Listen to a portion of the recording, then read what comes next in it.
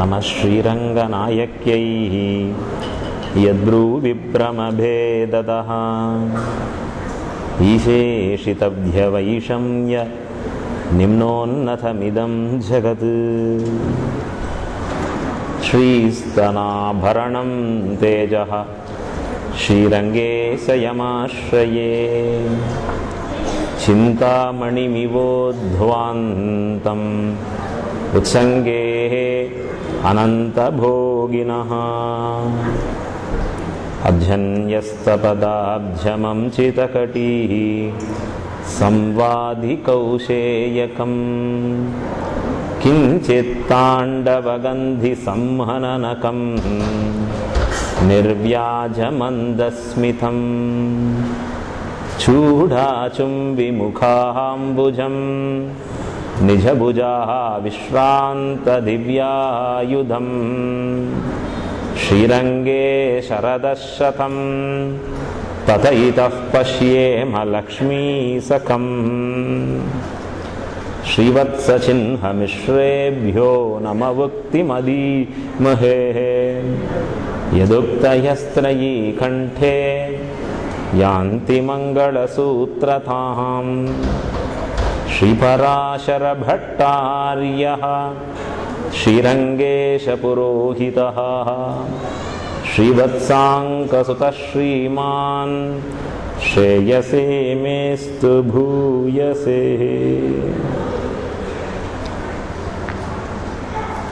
ஸ்ரீயஸ்ரீः ஸ்ரீரங்கேஷய தவச ஹிருத்யாம் பகவதி എന്ന് ஸ்ரீகுண ரத்னகோஷத்திலே ஸ்ரீ பராசர பட்டர் ஸ்ரீரங்கநாச்சியாரை தாம் ஸ்தோத்திரம் பண்ணுகிற காலத்தே ஒரே ஒரு ஸ்லோகம் ஸ்ரீரங்கநாதனுக்கு என்று சொல்லுகிறார். திருவுக்கும் திருவாகிய செல்வா, ஹே ஸ்ரீரங்கநாதா, உன்னிடத்திலே நான் இப்பொழுது ஒரு வார்த்தை சொல்லப் போகிறேன். யாரை பற்றி? உனக்கு மிகவும் பிடித்ததாயிருக்கக்கூடிய உன்னுடைய மனைவியாக விளங்கக்கூடிய ஸ்ரீரங்கநாச்சியாரை பற்றி சொல்லப் போகிறேன். அப்படி சொல்வதை கேட்டு உன்னுடைய ஹிருதயமானது பூரிக்கும், கொண்டாடப்படுவீர், சந்தோஷம் அடைவீர். ஆகையாலே சந்தோஷம் வந்ததுன்னா உடல் கொஞ்சம் பெருக்கும். ஏற்கனவே பெரிய பெருமாள் வெண்ணையுண்டவாயன் அண்ணா முழுக்கு கொழுக்குன்னு இருக்கார். அப்படியே இன்னும் நன்றாக இவரை பத்தி ஸ்தோத்திரம் பண்ண பண்ண அந்த ஹர்ஷத்தாலே உம்முடைய ஆபரணம் பட்டு தெரிக்கும் என்று கொண்டாடினார் பட்டர். அப்படி அந்த ஸ்ரீரங்கநாச்சியாரும் ஸ்ரீரங்கநாதருமாக சேர்த்து நம்மை இங்கு அனுப்பி வைக்க, அவர்கள் அனுப்பி வைத்ததின் பயனாக கோவை மாநகரிலே இந்த மாநாட்டிலே அடியேனும் கலந்து கொள்ளுகிற பெறாப்பேற்றை பெற்றிருக்கிறேன். இங்கே ரொம்ப அற்புதமான தலைப்பை எனக்கு கொடுத்து வச்சிருக்கார். ஒன்றும் இல்லை. ஆர்வி சுவாமி கொடுக்கிறார்னாலே அற்புதமா கொடுக்கக்கூடியவர் அழகா. அப்ப என்ன ஒன்றுமில்லைன்னு தொடங்கிறது? இவ்வளோ நாழி அவர் சொல்லி இருக்கக்கூடிய பெருமைகள் அடியனை பத்தின்னு சொன்னாரே, அது ஒன்றுமில்லை அப்படின்னு தான் தொடங்கணும். அது மேல இருக்கக்கூடிய பெரியோர்களை சார்ந்ததை ஒழிய அடியனை சார்ந்ததாக இருக்கலாகாது.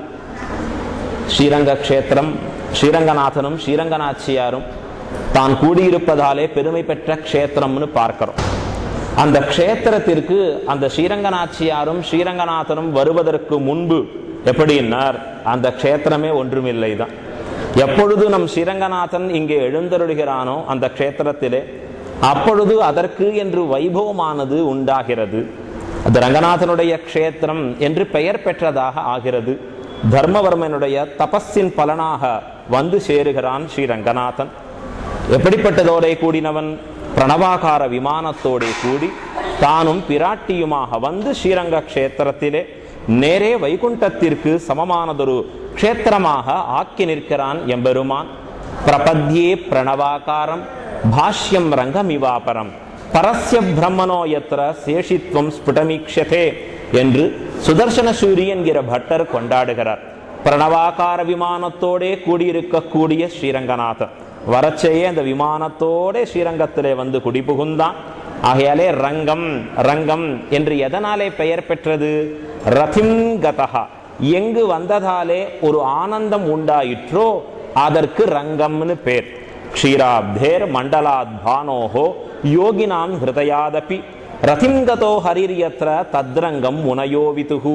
ரொம்ப அழகாக தெரிவிக்கிறார்கள் நம்முடைய பெரியோர்கள். மேலே திருப்பார்க்கடலிலே நின்று பார்த்தான் எம்பெருமான், சூரிய மண்டலத்தின் நடுவே இருந்து பார்த்தான், ரிஷிகளுடைய அவர்களுடைய மனசிலே குடிகொண்டிருந்தான். ஆனா ஆனந்தம் என்பது அவனுக்கு உண்டாகவில்லை. எந்த இடத்தே வந்த பிறகு அவனுக்கு ஆனந்தம் உண்டாயிற்றோ அந்த இடத்துக்கு தான் ஸ்ரீரங்கம், ரங்கம் என்று பெயருள்ளதாக ஆயிற்று.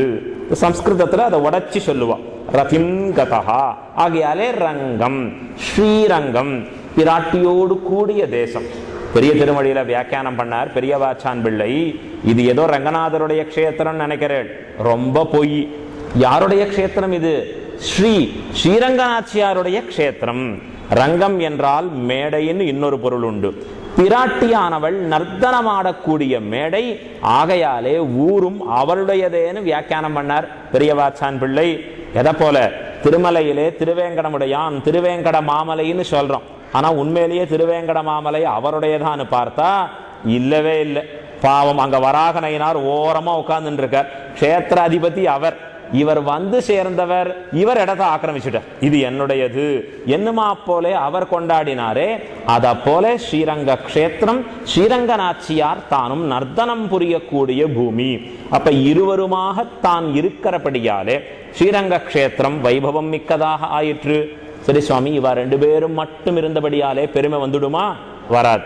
அங்கேயும் பெருமை அப்பொழுதும் ஒன்றுமில்லை. எப்ப பெருமை வந்து சேரும்? ஆழ்வார்கள் தங்களுடைய அற்புதமான பாசுரங்களாலே இந்த ரங்கநாதனை ஸ்தோத்திரம் பண்ணினபடியாலே பெயர் பெற்றது. எல்லாரும் சேர்ந்து பாடினார்கள். 4000 பொருளாம் நம்பெருமாள். பெரியோர்கள் எப்படி சொல்லுவா? 4000 சேர்ந்து யாரை கொண்டாடுகிறது? சாக்ஷாத் ஸ்ரீரங்கநாதனை கொண்டாடுகிறது. பட்டர் 1000 பாசுரம் கொண்டாடுகிறதுன்னு சொன்னார். வான்திகழும் சோலை மதிலரங்கர் வன்புகழ் மேல் ஆன்ற தமிழ்மறைகள் 1000 ஈன்ற முதல் தாய் என்று சடகோபன் சொன்ன 1000 பாசுரமும் ஸ்ரீரங்கநாதனுக்குன்னு சொன்னார். ஆனா சொன்ன பெரியோர்கள் 4000 ஸ்ரீரங்கநாதனுக்கு என்று கொண்டாடினார்கள். அப்ப ஆழ்வார்களாலே தானும் ஏற்றம் பெற்ற ஸ்ரீரங்கநாதன். அது மட்டும் போருமா? இந்த ஆழ்வார்கள் திருவதாரம் பண்ணி பாசுரங்களை சொன்னா அது மட்டுமே நம்மை கொள்ளை கொள்ளும்படியாக நிற்குமான்னு சொன்னா இல்லை. அதை பதம் பதமாக பிரித்து அதனுடைய அதில் சொல்லக்கூடிய உட்பொருளைகளை எல்லாம் நமக்கு எடுத்து கொடுத்து ஆழ்கடலிலே சென்று முத்தெடுக்குமா போல எடுத்து நமக்கு கொடுத்த ஆச்சாரியர்கள் திருவவதரித்த தேசமும் ஸ்ரீரங்கம். அத்துணை ஆச்சாரியர்களும் மண்டி கிடந்த தேசம் திருவரங்கமாகிற பெரிய கோயில்னு கொண்டாடி காண்பிக்கிறார். இப்ப ஸ்ரீரங்கநாதன் எழுந்தருளுவதற்கு முன்பு அந்த திவ்யதேசம் ஒன்றுமில்லை. எழுந்தருளின பிறகு அவர்களாலே ஓர் ஏற்றம், ஆழ்வார்கள் பாசுரத்தாலே ஓர் ஏற்றம். உண்மையான ஏற்றம் எப்பொழுதுன்னா ஆச்சாரியர்கள் அனைவரும் மண்டி கிடந்ததாலே ஏற்றம் பெற்றிருக்கக்கூடிய அந்த ஸ்ரீரங்க திவ்யதேசமாகிறது. ஸ்ரீ வைஷ்ணவத்தினுடைய தலைநகரமாக விளங்கி நிற்கிறது. இந்தியாவினுடைய கேபிட்டல் எதுன்னு கேட்டா அத்தனை வெறும் டெல்லின்னு சொல்றோம். ஸ்ரீ வைஷ்ணவத்தின் தலைநகரம் எது? ஸ்ரீரங்கம். ரங்கநாதன் தான் அத்தனை பேருக்கும் தலைவராக நின்று தானே தொடங்கி வைக்கிறான். லக்ஷ்மி நாத சமாரம்பாம் நாத யாமுன மத்தியமாம் என்று தான் முழுமுதற் கதவுடாக முன்னே நின்று கொண்டு தான் இந்த சம்பிரதாயத்தை தொடங்கி வைக்கிறான்னு காண்பித்து நிற்கிறார்கள். அப்படிப்பட்ட ஸ்ரீ வைஷ்ணவ சம்பிரதாயத்தை சொல்லணும்னா பல பேர் பலவிதமா சொல்லுவா. இது விசிஷ்டாத்வைத சம்பிரதாயம் அப்படின்னு சொல்றது உண்டு. இது ஸ்ரீ சம்பிரதாயம். வடநாட்டுல போன எல்லாம் ஸ்ரீ வைஷ்ணவம்னா புரியாது, ஸ்ரீ சம்பிரதாயம்னா புரியும். ஓ, ஸ்ரீ சம்பிரதாயத்தை அரையாப்தோ அப்படின்னு கேள்வி கேட்பான் கேட்கறச்ச. இப்ப ஸ்ரீ சம்பிரதாயம்னு பெயரை பெற்றது. நம்முடைய ஆச்சாரியர்கள் இதற்கு ஒரு பெயரை சொன்னா நம்பெருமாள் இட்ட பெயராக எம்பெருமானார் தரிசனம். இதற்கு பேரே எம்பெருமானார் தரிசனம் அப்படின்னு பெயர் பெற்று விளங்கி இருக்கக்கூடிய ஸ்ரீ வைஷ்ணவம். இல்ல சுவாமி, இதை ரொம்ப இன்னும் சுருக்கி சுலபமா பெயர் சொல்ல வேண்டும்னா ஒன்றும் இல்லை இந்த சம்பிரதாயம், அவ்வளவுதான் சொல்லணும். நாம் இந்த சம்பிரதாயத்தினுடைய பேரை நம்ம எப்படி சொல்லிக்கலாம்? ஒன்றும் இல்லைங்கிறதா நம்முடைய ஸ்ரீ வைஷ்ணவ சம்பிரதாயமே. சுவாமி, அப்ப சம்பிரதாயமே இல்லையா? சம்பிரதாயத்துல ஒன்றுமே இல்லையா? இல்ல சம்பிரதாயத்துல இருக்கக்கூடியவர்கள் ஒன்றும் இல்லையா? எதை சொல்ல வரீர்னு கேட்டா ஸ்ரீ வைஷ்ணவ சம்பிரதாயத்தின் கோட்பாடே ஒன்றுமில்லை. அதை கடந்து வேறொன்று இல்லவே இல்லை. ரொம்ப சுலபமாக ஆக்கி கொடுத்திருக்கிறார்கள் நமக்கு நம்முடைய பெரியோர்கள். இதை எப்படி சொல்லுவீர்?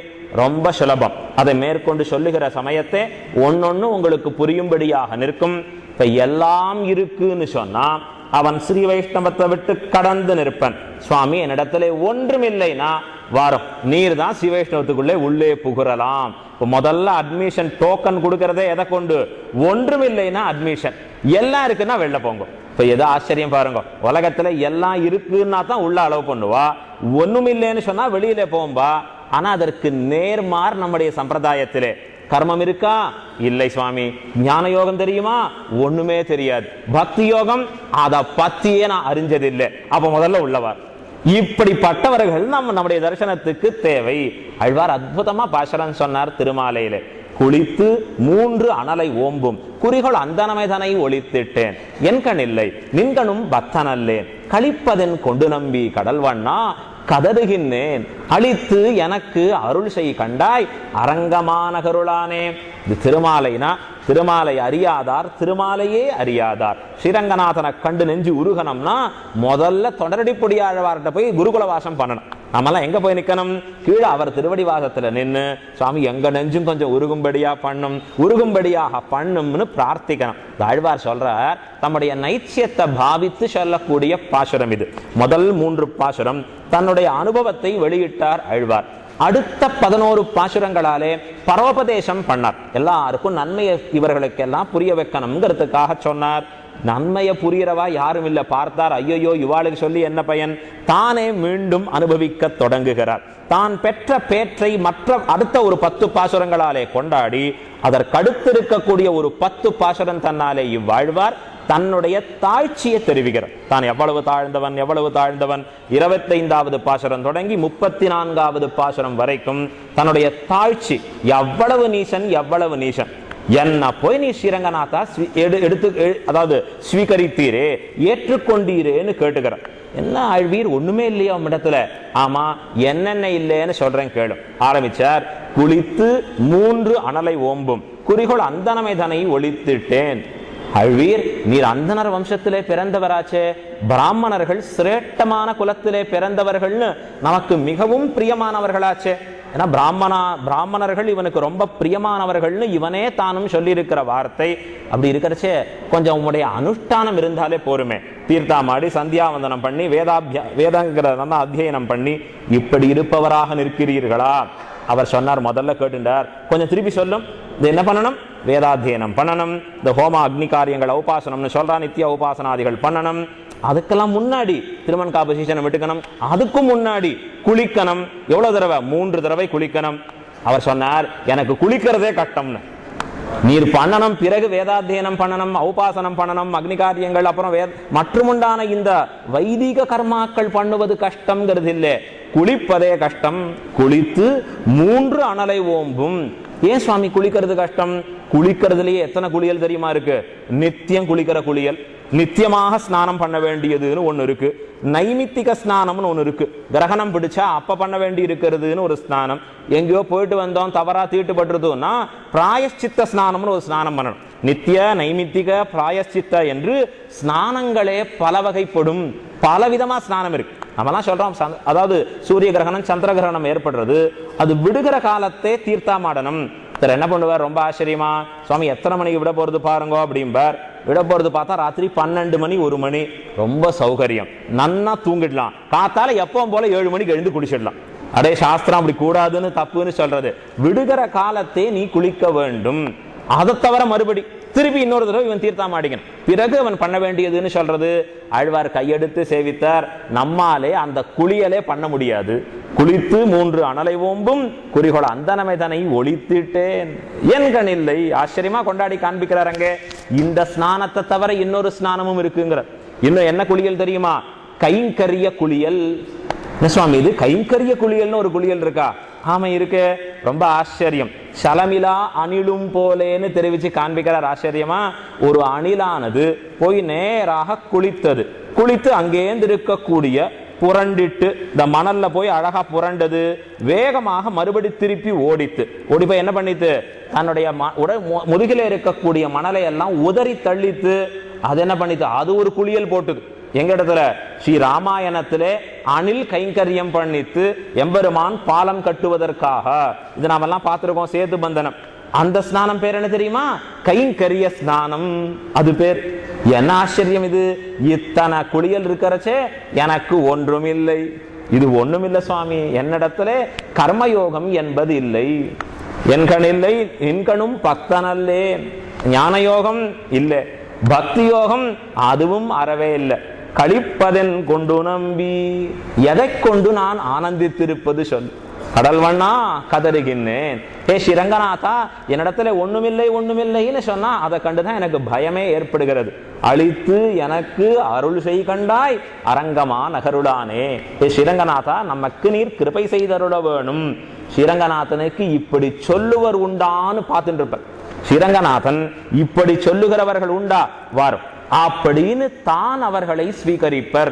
இது எந்த பாசுரத்தை சொல்றார்? திருமாலையில பின்னாடி சொல்றார், மேம்பொருள் போகவிட்டு மெய்மையை மிக உணர்ந்து ஆம்பரிஷ் அறிந்து கொண்டு ஐம்புலன் அகத்தடக்கி காம்பர தலை சிரைத்து நின் கடைத்தலை இருந்து வாழும் சோம்பரை உகத்தி போலும் சூழ்புணல் அரங்கத்தானே. அற்புதமான பாசுரம். ஒரு பாசுரத்திலே ஒரு பதம் எடுத்தாலே 4 மணி நேரம் சொல்லணும். அத்தனை ஆழமான பொருள்களோடு கூடியதை சொல்லியிருக்கார் ஆழ்வார். சொல்றார், எப்படிப்பட்டவனா இருக்கேன் நான் தெரியுமா? எப்பவும் எல்லாவித யோகங்களையும் விட்டவன், வேறு உபாயத்திலே நெஞ்சு வைக்காதவன், உன்னையே சரணமாக பற்றி இருக்கக்கூடியவன். அது மாத்திரமில்லை, அடையக்கூடிய பொருளாகவும் உன்னையே பற்றி நான் இருக்கிறேன். பண்ணக்கூடிய கைங்கரியங்களிலேயும் எனக்குன்னு ஆசைக்காக பண்றதில்லை. பார்த்தார், கூடாரை வெல்லும் சீர் கோவிந்தா, இன்னைக்கு என்ன பிரசாதம்? நித்தியம் பொங்கல். இன்னைக்கு என்ன பண்ணுவீர்னார்? இன்னைக்கு சக்கர பொங்கல் சுவாமி. ஏன்னா கூடார வெல்லும் சீர்னார் முழங்கை வழிவார. நாம் அதெல்லாம் கரெக்டா ஃபாலோ பண்ணுவோமோ இல்லையோ? அவர் ஆத்துல போனா அன்னைக்கு சக்கர பொங்கல் இல்லை. என்ன பண்ணிருக்கீர்? புளியோதரை. ஏன் சுவாமின்னார்? இல்லை, எனக்கு சுகர், அதனால மாத்திட்டேன்னு. இவருக்கு சுகரா, அதனால பெருமாளுக்கே மாத்திட்டாருன்னா இப்ப கைங்கரியமும் தனக்காக எனக்காகன்னு பண்ணா அது தோஷம். எம்பெருமானுக்காக தான் சொல்றாரு காண்பிக்கிறச்சே. ஆண்டாள் சொல்லுகிற வார்த்தைங்கிறது, உனக்கே நாம் ஆட்செய்வோம், மற்ற நம் காமங்கள் மாற்று. எனக்குன்னு இருக்கக்கூடாது, எனக்கும் உனக்குமாக இருக்கக்கூடாது, உனக்கேவாக என்னை கொள்ள வேணும், தனக்கேயாக என்னை கொள்ளு மீதேன்னு தெரிவிக்கிறார். அப்ப இதெல்லாம் விட்டுட்டு எதுவும் செய்யாதே ஸ்ரீரங்கநாதனுடைய திருக்கரத்தை எதிர்பார்த்து அவன் திருவடியே கதி என்று வாழக்கூடிய வாழும் சோம்பரை. அப்படிப்பட்ட சோம்பர்களை கண்டா உகத்தி போலும். ரொம்ப ஸ்ரீரங்கநாதனுக்கு ஆனந்தம், அப்படியே திருமுகம் மலர்கிறதா. ரங்கநாதன் அப்படி எழுந்து உட்காராராம். என்ன ஆச்சரியம், என்ன ஆச்சரியம்! வாரும், உம்மை தான் எதிர்பார்க்கிறேன், வாரும்னு அழைக்கிறார் ஸ்ரீரங்கநாதன் தெரிவிக்கிறார். அப்ப எல்லாம் இருந்தது. சுவாமி, எனக்கு கர்மயோகம் வரும், ஞான யோகம் வரும், பக்தி யோகம் வரும். ஸ்ரீரங்கநாதர் கதவை சாத்திடுவார், வெளில போயிடுவா. இங்க இடம் இல்லை, எதுவும் இல்லைன்னு சொல்றவாளுக்கு ஒன்றுமில்லைன்னு சொல்லுகிறவருக்கு இடம் உண்டு. எது? ஸ்ரீரங்கநாதனுடைய திருவடிகள் உண்டு. இப்ப ஸ்ரீவைஷ்ணவம்ங்கிறது என்ன? என் கையில் ஒன்றுமில்லை. இப்படி கையை இப்படி விரிச்சுட்டு வரணும். கையை மூடின்னு வந்தா தான் ஆபத்து. கையை விரிச்சுண்டு ஒன்றுமில்லை என்று சொல்லுவதே ஸ்ரீவைஷ்ணவத்தினுடைய பெருமை. ஏன்னா ஸ்ரீரங்கநாதனுக்கு இன்னொரு உபாயத்தை பற்றி தன்னையும் பற்றினானாகில் ரங்கநாதனுக்கு பிடிக்காது. ஒருத்தர் கடல்ல குதிச்சுட்டார், அப்படியே தத்தளிக்கிறார், பாவம், நீச்சல் சிரமப்பட்டு அடிக்கிறார். இன்னொருத்தரும் அந்த சமயத்துல கடல்ல விழுந்திருக்கார். அவர் தத்தளிக்கிறச்சே கையில ஒரு பெரிய கட்டை கிடைச்சிடும். அந்த மரக்கட்டையை பிடிச்சிட்டு வரச்சே நாம யாராவது காப்பாற்றணும்னு நினைக்கிறோம். யாரை முதல்ல காப்பாத்துவோம்? யார் எதுவும் இல்லாது சிரமப்படுகிறாரோ அவரை கை தூக்கி விடுவோம். இந்த கட்டையை பிடிச்சிட்டு இருக்கார், கொஞ்ச நாள் இருப்பார் சுவாமி, அவரை பத்தி நாம இப்ப பார்க்க வேண்டியதில்லை, முதல்ல இவரை கை தூக்குவோம். இப்ப யாருக்கு முதலிடம்? ஒன்றுமில்லை. ஒன்றுமில்லைன்னு சொல்லுகிறவருக்கு முதலிடம். ஸ்ரீரங்கநாதர் அப்படிதான் கொடுப்பார். என்னிடத்திலே கைமுதல் ஒன்றுமில்லை, எம்பெருமானே என்னிடத்திலே கர்மஜான பக்தி யோகாதிகள் ஒன்றுமில்லை என்று கைவிரித்து உன் திருவடியே கதி என்று இருப்பாரை ஒரு நாளும் கைவிடான். அதான் சொல்றார் ஆச்சரியம். இதையே தம்முடைய சரம ஸ்லோகத்திலே வெளியிடுகிறார் எம்பெருமான். சர்வதர்மான் பரித்யஜ்ய மாம் ஏகம் சரணம் व्रज. என்னை ஒருவனையே சரணமாக பற்றி இருந்தால் ஆகுமே. உனக்கு என்ன, வேற என்ன வேணும்? எல்லாவற்றையும் விட்டு என் ஒருவனையே பற்றினில் மாம் அப்படின்னு காண்பிக்கிறார். மாம்னா யார சொல்றார்? தன்னுடைய சாரத்திய வேஷத்தை காண்பிக்கிறான். தேருக்கு கீழே நாட்டின திருவடிகளும் சேனாதூளி தூஷரிதமான திருக்குறளும். அற்புதமான வியாக்கியானம் பண்ணுகிறார் நம்முடைய பெரியோர்கள். அவனுக்கு எப்படி இருக்கு திருக்குறள்கள் எல்லாம்? மைவண்ண நறுங்குஞ்சி குழல்களாக அப்படி சுருண்டு சுருண்டு சுருண்டு கருத்து அடர்ந்திருக்கக்கூடிய கேசம். அங்க என்ன ஆறுது, அத்தனை பேர் கூடியிருக்கிற இடச்சே தேர் ஓடுகிறது. அதனால தூசி எல்லாம் எங்க வந்து சேருது, எல்லாம் கிருஷ்ணன் தலைமுடியில தான் வந்து சேரறது. அத்தனை தூசியும் குடிகொண்டு இருக்கு இங்க. அந்த திருக்குறள்கள் அப்படி இருந்தும் அழகா இருக்கு. அதுதான் சொல்றா, காண பெரிதுமுகப்பர் ஆகிலும் கண்டால் பழிப்பர். தெரிவிக்கிறாளோ இல்லையோ, அங்க எப்படி இருந்தாலும் பகவானை பார்க்கறதுக்கு ஆசையாத்தான் இருக்கும். அப்படி எம்பெருமானுடைய கேசம் அப்படி இருக்க, கீழே தேருக்கு கீழே ஒரு திருவடி, அதற்கு மேலே ஒரு திருவடி, கையில சாட்டையோட இருக்கக்கூடிய கோலத்தை பார்த்து சொல்றான், மாம் என்னை என்னை என்னை பிடிச்சுக்கோயேன், என்னை பிடிச்சுக்கோயேன், ரொம்ப சுலபமான என்னை. இவனை பிடிச்சுக்கிறதுக்கு என்ன வேணும்னார், எல்லாவற்றையும் விட்டேன், என்னிடத்திலே ஒன்றுமில்லை என்கிற நினைவோட வந்தாய், அதுவே போரும், இதை தவிர வேறொன்று வேண்டியதில்லைன்னு சொல்லி காண்பிக்கிறான் எம்பெருமான். அதைத்தான் சர்வதர்மான் பரித்யஜ்ய, எல்லாவற்றையும் விட்டு ஒன்றுமில்லைன்னு என் திருவடியை பற்று, உனக்கு வேண்டியதை நான் கொடுக்க சித்தமாயிருக்கிறேன். அப்ப இதோடு கூடியிருப்பவர்களாக நாம் வாழ்ந்தோமாகில் என்னிடத்திலே கைமுதல் ஒன்றுமில்லை. இதைத்தான் சொல்லுவர்கள் பூர்வர்கள் சொல்றச்சே அகதிம் என்று வார்த்தையிடுவார்கள், வேறு புகழ் இல்லை. ஆழ்வார் சொல்றார் பாசுரத்திலே, எம்பெருமானே உன் திருவடியை பத்துகிறேன், நீதான் என் துன்பத்தை களைய வேணும், களைவாய் துன்பம் களையாதொழிவாய் களைகன் மற்றிலேன். வேறு களை இல்லை, வேறு எனக்கு என்னுடைய துன்பங்களை களைந்து நிற்கக்கூடிய இடம் வேறொன்னு இல்லை. புகழொன் இல்லா உன் அடிக்கீழ் அமர்ந்து புகுந்தேன்னு சொல்லுகிறபடியே ஒன்றுமில்லைன்னு அவன் திருவடி கீழ் விட அவர்களை தானும் சம்ரட்சிக்கிறான் ஸ்ரீரங்கநாதன். இப்ப ஸ்ரீ வைஷ்ணவத்தை எப்படி சொல்றான், ஒன்றுமில்லைங்கிற தரிசனம், அவ்வளவுதான், ரொம்ப சுலபம். அதை கடந்து வேறொன்றுமில்லை. வாஸ்தவம். இந்த தரிசனத்துக்குள்ளே இது ஒண்ணு பார்த்துட்டோம், இதை தவிர இன்னும் எத்தனை இருக்கு சொல்லிட்டே இருக்கலாம். ஒன்றுமில்லைன்னு எத்தனையோ விஷயங்கள் எடுத்து காண்பிக்கலாம் சொல்றார். ஆச்சரியமா, எப்பொழுதும் நம்முடைய தரிசனத்துக்குள்ளே வந்த பிறகு நாம எப்படி இருக்கணும்னா, சுவாமி எப்படி இருக்கீர், சௌக்கியமா இருக்கிறா அப்படி கேட்டா, ஏதோ இருக்கேன் வாழ்ந்துட்டு இருக்கேன் அப்படின்னா அவர் என்ன அர்த்தம், ஸ்ரீ வைஷ்ணவ கோட்டில சேர்த்து கூட எப்படி இருக்கேன்னு சொல்லணும், அப்பா ரொம்ப ஆனந்தமா இருக்கு, எப்பொழுதும் சதா பகவானை அனுபவித்துக் கொண்டு அதுவே பொதுபோக்காக வாழ்ந்து நிற்கிறேன், ஒன்றும் குறையில்லை. இப்ப இவர் என்ன சொன்னா, கையை கோப்பிண்டு அடியேன் குறை ஒன்றும் இல்லை. கையை கோப்பின்னு எப்படி சொல்லணும் உங்களை ஸ்ரீ வைஷ்ணவன்னா, குறை என்பது எனக்கு ஒன்றும் இல்லை சொல்றார். ஆச்சரியமா ஆச்சாரியர்கள், ஸ்ரீ வைஷ்ணவன் என்பான் யார், எப்படி அவனை தெரிஞ்சுக்கிறதுன்னு கேட்டார். ரொம்ப சுலபம். ராத்திரியில ஒரு டெஸ்ட் இருக்கு, பண்ணிட்டா தெரிஞ்சிடும். என்ன டெஸ்ட், ராத்திரி தூங்குறச்சே எப்படி உறங்குகிறார்னு பாருன்னு. ராத்திரி உறங்கும் பொழுது என்ன சுவாமி எதற்கு இப்படி பார்க்கணும் அப்படின்னா, ராத்திரி உறங்குகிற காலத்தை தம்முடைய கையிலே மார்பிலே வைத்துக் கொண்டு கவலை எனக்கு ஒன்றுமில்லை அப்படின்னு சுகமா தூங்குறான் பாரும், அவன்தான் ஸ்ரீ வைஷ்ணவன். ஏன்னா தன்னிடத்துல பாரம் ஒன்றுமில்லை, எல்லாம் பெரிய பெருமாள் பொறுப்புன்னு அவர் திருவடியில விட்டாச்சு, இனி நடத்த வேண்டியது அவர்தான். ஆகையாலே எனக்கு குறையொன்றுமில்லை, எனக்கு கவலை ஒன்றும் இல்லை, இப்படின்னு வாழக்கூடியவன் ஸ்ரீ வைஷ்ணவன். இந்த இடத்துல இந்த ஒன்றுமில்லையும் சேர்த்து வரணும். எந்த ஒன்றுமில்லை, நம்மிடத்திலே கவலைங்கிற ஒரு குறை ஒன்றும் இல்லை, எப்பொழுதும் ஆனந்தத்தோடு கூடியவராக வாழ்கிறோம். நம்முடைய ஆச்சாரியர்கள்லாம் இப்படிதான் வாழ்ந்திருக்க. ஒரு சமயம் கூரத்தாழ்வான் போய் நின்ன உடனே அப்ப பெரிய பெருமாள் பார்த்து கேட்கிறார். அன்னைக்கு அன்னமே இல்லை, பட்டினி இருக்கிற சமயத்தை கூட கூரத்தாழ்வான் நம்மிடத்துல ஏதேனும் வேணும்னு யாசித்து வந்தீரோ, ஏதான வேணும்னு வந்தீரா அப்படின்னு கேட்டார். உடனே அவர் சொன்னார், கூரத்தாழ்வான் உம்மிடத்திலே யாசிப்பதற்கு எனக்கு என்ன இருக்கிறது, எல்லாவற்றையும் கொடுத்தாயே, நீ என்னத்தை குறை வச்ச, எனக்கு சகலத்தையும் கொடுத்து போந்தாயே, ஏதேனும் ஒரு குறை இருந்தாலாகில் கேட்கவல்லேன், ஒரு குறையும் இல்லையே. இதைத்தான் நம்முடைய ஆச்சாரியர்கள் அற்புதமா தெரிவிக்கிறார். ஆண்டாள் அருளிய நாச்சியார் திருமொழியில பராசர பட்டருடைய ஒரு ஐதீகம் காண்பிக்கிறார். பட்டர் போய் நிற்கிறாராம் ஸ்ரீரங்கநாதன் முன்பு. அது எப்பொழுது, பட்டருக்கு முதுகிலே ஒரு கட்டி ஏற்பட்டதுன்னு காண்பிக்கிறார். அதுல சமப்படுகிறார் பட்டர் பாவம். அந்த வருத்தத்தோடு கூடியிருக்கிற சமயத்திலே ஸ்ரீரங்கநாதனிடத்துல இருக்கிறச்சே, அப்ப ஸ்ரீரங்கநாதர் பட்டரை பார்த்து கேட்கிறார், ஏ பட்டரே பயந்தீரோ, என்ன கொஞ்சம் பயம் ஏற்பட்டுருதா, இப்ப இதை கண்டு ஏதான உடல் நடுக்கம் ஏற்பட்டதா அப்படின்னு கேட்டார். உடனே பராசர பட்டர் சிரிச்சுட்டே சொல்றார், எனக்கு என்ன பயம், ஓய் எல்லாம் பயம் போக்கவல்ல ஒருவனை பற்றி இருக்கிறச்சே பயம்ங்கிறது எனக்கு எங்க உருவாகும்.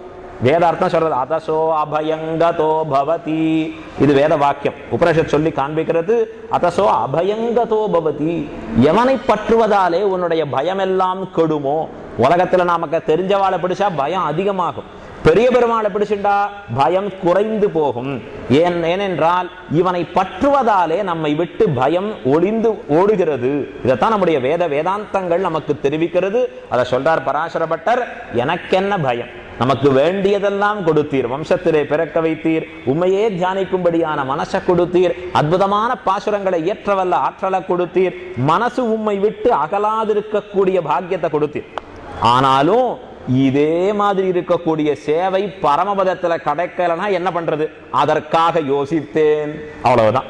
பராசர பட்டருக்கு வேறு பயம் இல்லை, வேறு குறை இல்லை, எப்பொழுதும் ஆனந்தம். அத போல நம்மிடத்திலேயும் குறை இல்லாதவர்களாக, துக்கம் இல்லாதவர்களாக வாழக்கூடியவர்கள் ஸ்ரீ வைஷ்ணவர்கள். இல்ல சுவாமி, இது இல்ல, அது இல்ல, இப்படி இல்ல அப்படின்னா போச்சு, நம்ம விட்டு வைஷ்ணவத்துவம் எங்கேயோ தூர விலகி போம்படியாக இருக்கும். குறை என்பதே என்னிடத்தில் ஒன்றுமில்லை, இந்த உறுதியோட வாழக்கூடியவன் தான் ஸ்ரீ வைஷ்ணவன். எல்லா சமயத்திலும் ஏதோ ஒரு குறை இருக்கு என்று நினைத்து கொண்டிருந்தானாகில் எம்பெருமானை இவன் ஆனந்தத்தோடு அனுபவிக்கலாகாது. காலக்ஷேபம் கேட்கறச்சே என்ன வரும், ஐயோ ஆத்துல 6 லிட்டர் பால் வாங்கணும்னு நினைச்சேனே, வாங்கினாலோ கிடைக்கலன்னா, இன்னைக்கு பால் கிடைக்கலையே, அது 6 லிட்டர் பால் இருந்தா என்ன, இல்லாட்டி என்ன, இவருக்கு அதனால என்ன ஏற்பட போகிறது? இந்த மனசு அங்க போயிடுதுன்னா, குறைகள்ல மனசு போச்சுன்னா நிறைகளிலே மனது செல்லாது. அதை நினைக்க வேண்டும். நிறையுடையவன் எம்பெருமான், அவனை பட்டணம்னு சொன்னா உலக விஷயத்தில் இருக்கக்கூடிய குறைகளிலே நம்முடைய நெஞ்சு செல்லாதிருக்க வேணும். ஆகையாலே மனசுல எப்படி இருக்கணும், எனக்கு குறையொன்றும் இல்லை எம்பெருமானே, எப்பொழுதும் எனக்கு ஒரு குறையும் இல்லை.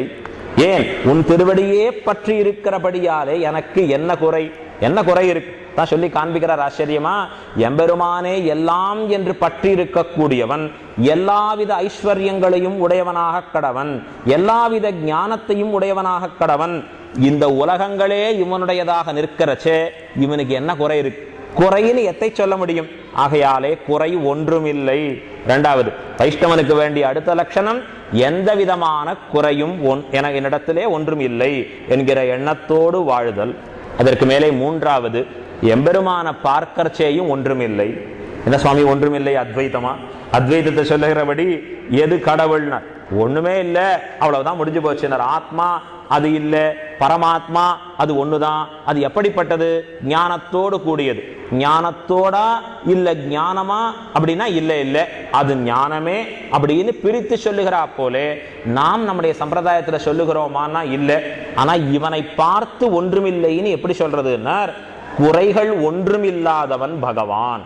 அடுத்தது மூணாவதா இதை உணர்ந்து கொள்ள வேண்டும். சர்வேஸ்வரனை பார்க்கிற காலத்தே எல்லா விதமான நற்பண்புகளும் நிரம்ப பெற்றவன், ஒரு விதமான குறையும் தன்னிடத்திலே இல்லாதவன் எம்பெருமான். இதுதான் சொல்றது வேதங்கள் எல்லாம். அகிலஹேய பிரத்யநீக கல்யாணைகதான ஸ்வேதர சமஸ்தவஸ்து விலக்ஷண. ரொம்ப அற்புதமா 2 காண்பிப்பார் குணர்.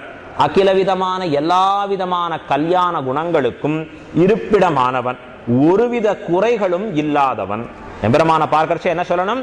எந்தவித குறைகளும், எந்த விதமான ஒரு துர்குணங்களும், எந்த விதமான ஹேய குணங்களும் இல்லாதவன். இதுதான் அவனுடைய தன்னேற்றம்ங்கிறது. எல்லாவித நற்பண்புகளும் மிக்கவன். வேதம் சொல்றது எம்பெருமான பார்த்து எப்படிப்பட்டவனா நிற்கான் அவன். நேதி நேதி நயிதி நயித்தின்னு சொல்றது. இப்படி இல்லை, இப்படி இல்லை, இல்ல. வேதமே பகவான ஒன்றுமில்லைங்கிறது. ஏன் அப்படி சொல்றது அப்படின்னா, குறைகள் ஒன்றுமில்லாதவன்.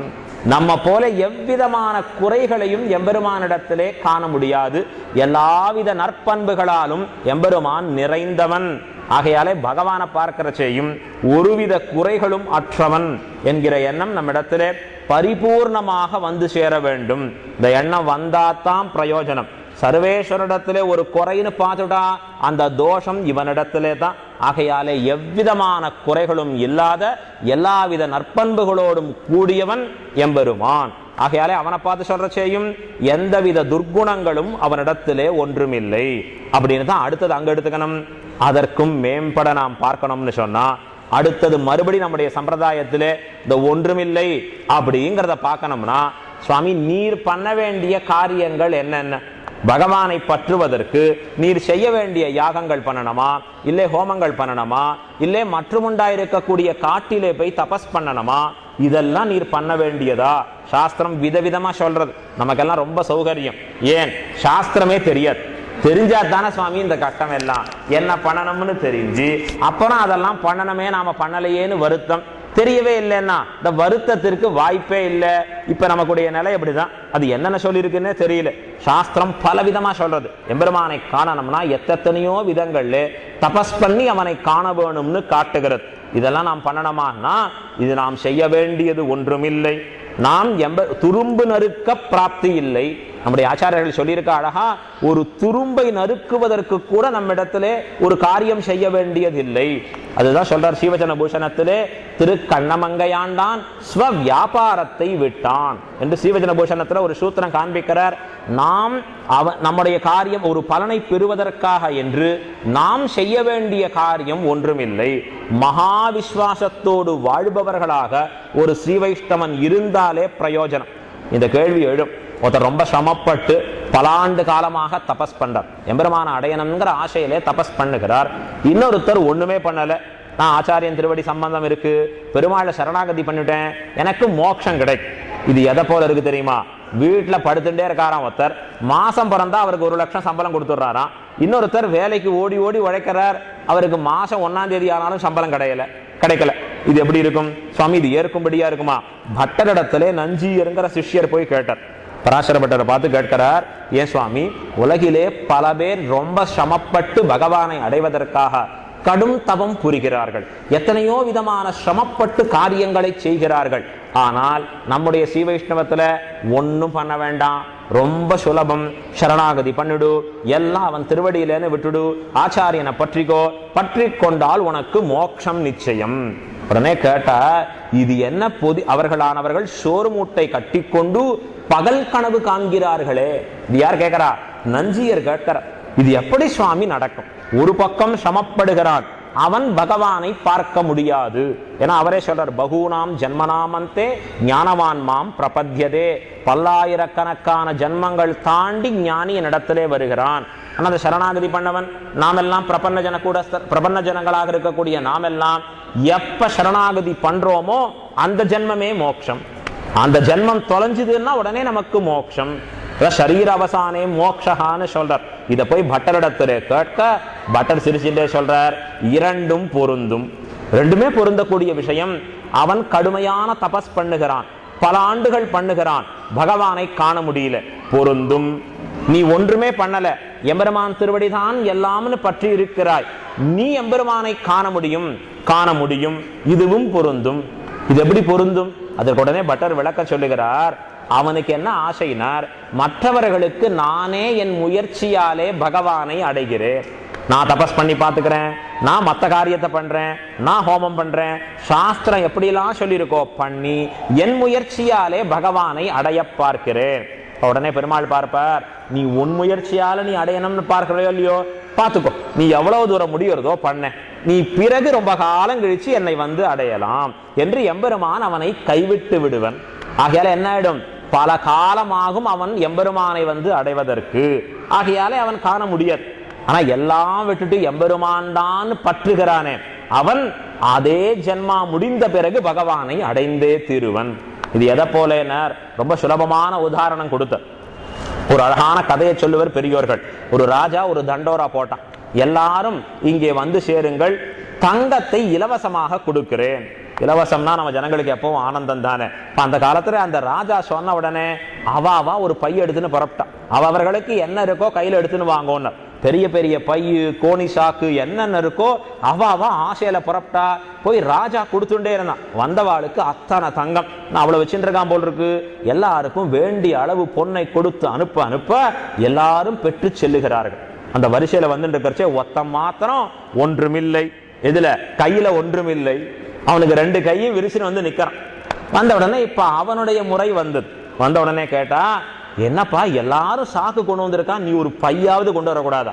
உனக்கு வேண்டிய அளவு பொண்ணை கொடுப்பேனோ இல்லையோ, இப்பொழுது உனக்கு எப்படி கொடுப்பேன்? அதை கேட்டுட்டார். கை வீசின்னு வரையே உனக்கு எப்படி கொடுக்கறதுன்னு அவன் திருச்சிண்டே சொன்னான், இவ்வளவு விலையுறந்த தங்கத்தையே கொடுக்கிறீர், ஒரு பைய கொடுக்க மாட்டீரான், இது உங்க கஷ்டமா? இவ்வளவு பெருசா தங்க கட்டிகளை எல்லாருக்கும் வாரி அரைக்கிறீர், அல்பம் ஒரு சாக்கு பைய கொடுக்கிறது உனக்கு என்ன கஷ்டம்? அதையும் கொடுத்தால் அது கொண்டு எடுத்து செல்கிறேனே. நமக்கு எம்பெருமான் திருவடி அதை போலதான். உபாயம்ங்கிறது அவன்தான். கடைசியாக நாம் அடைந்து அனுபவிக்க கூடிய தங்கம் பலமும் அவனே தான்.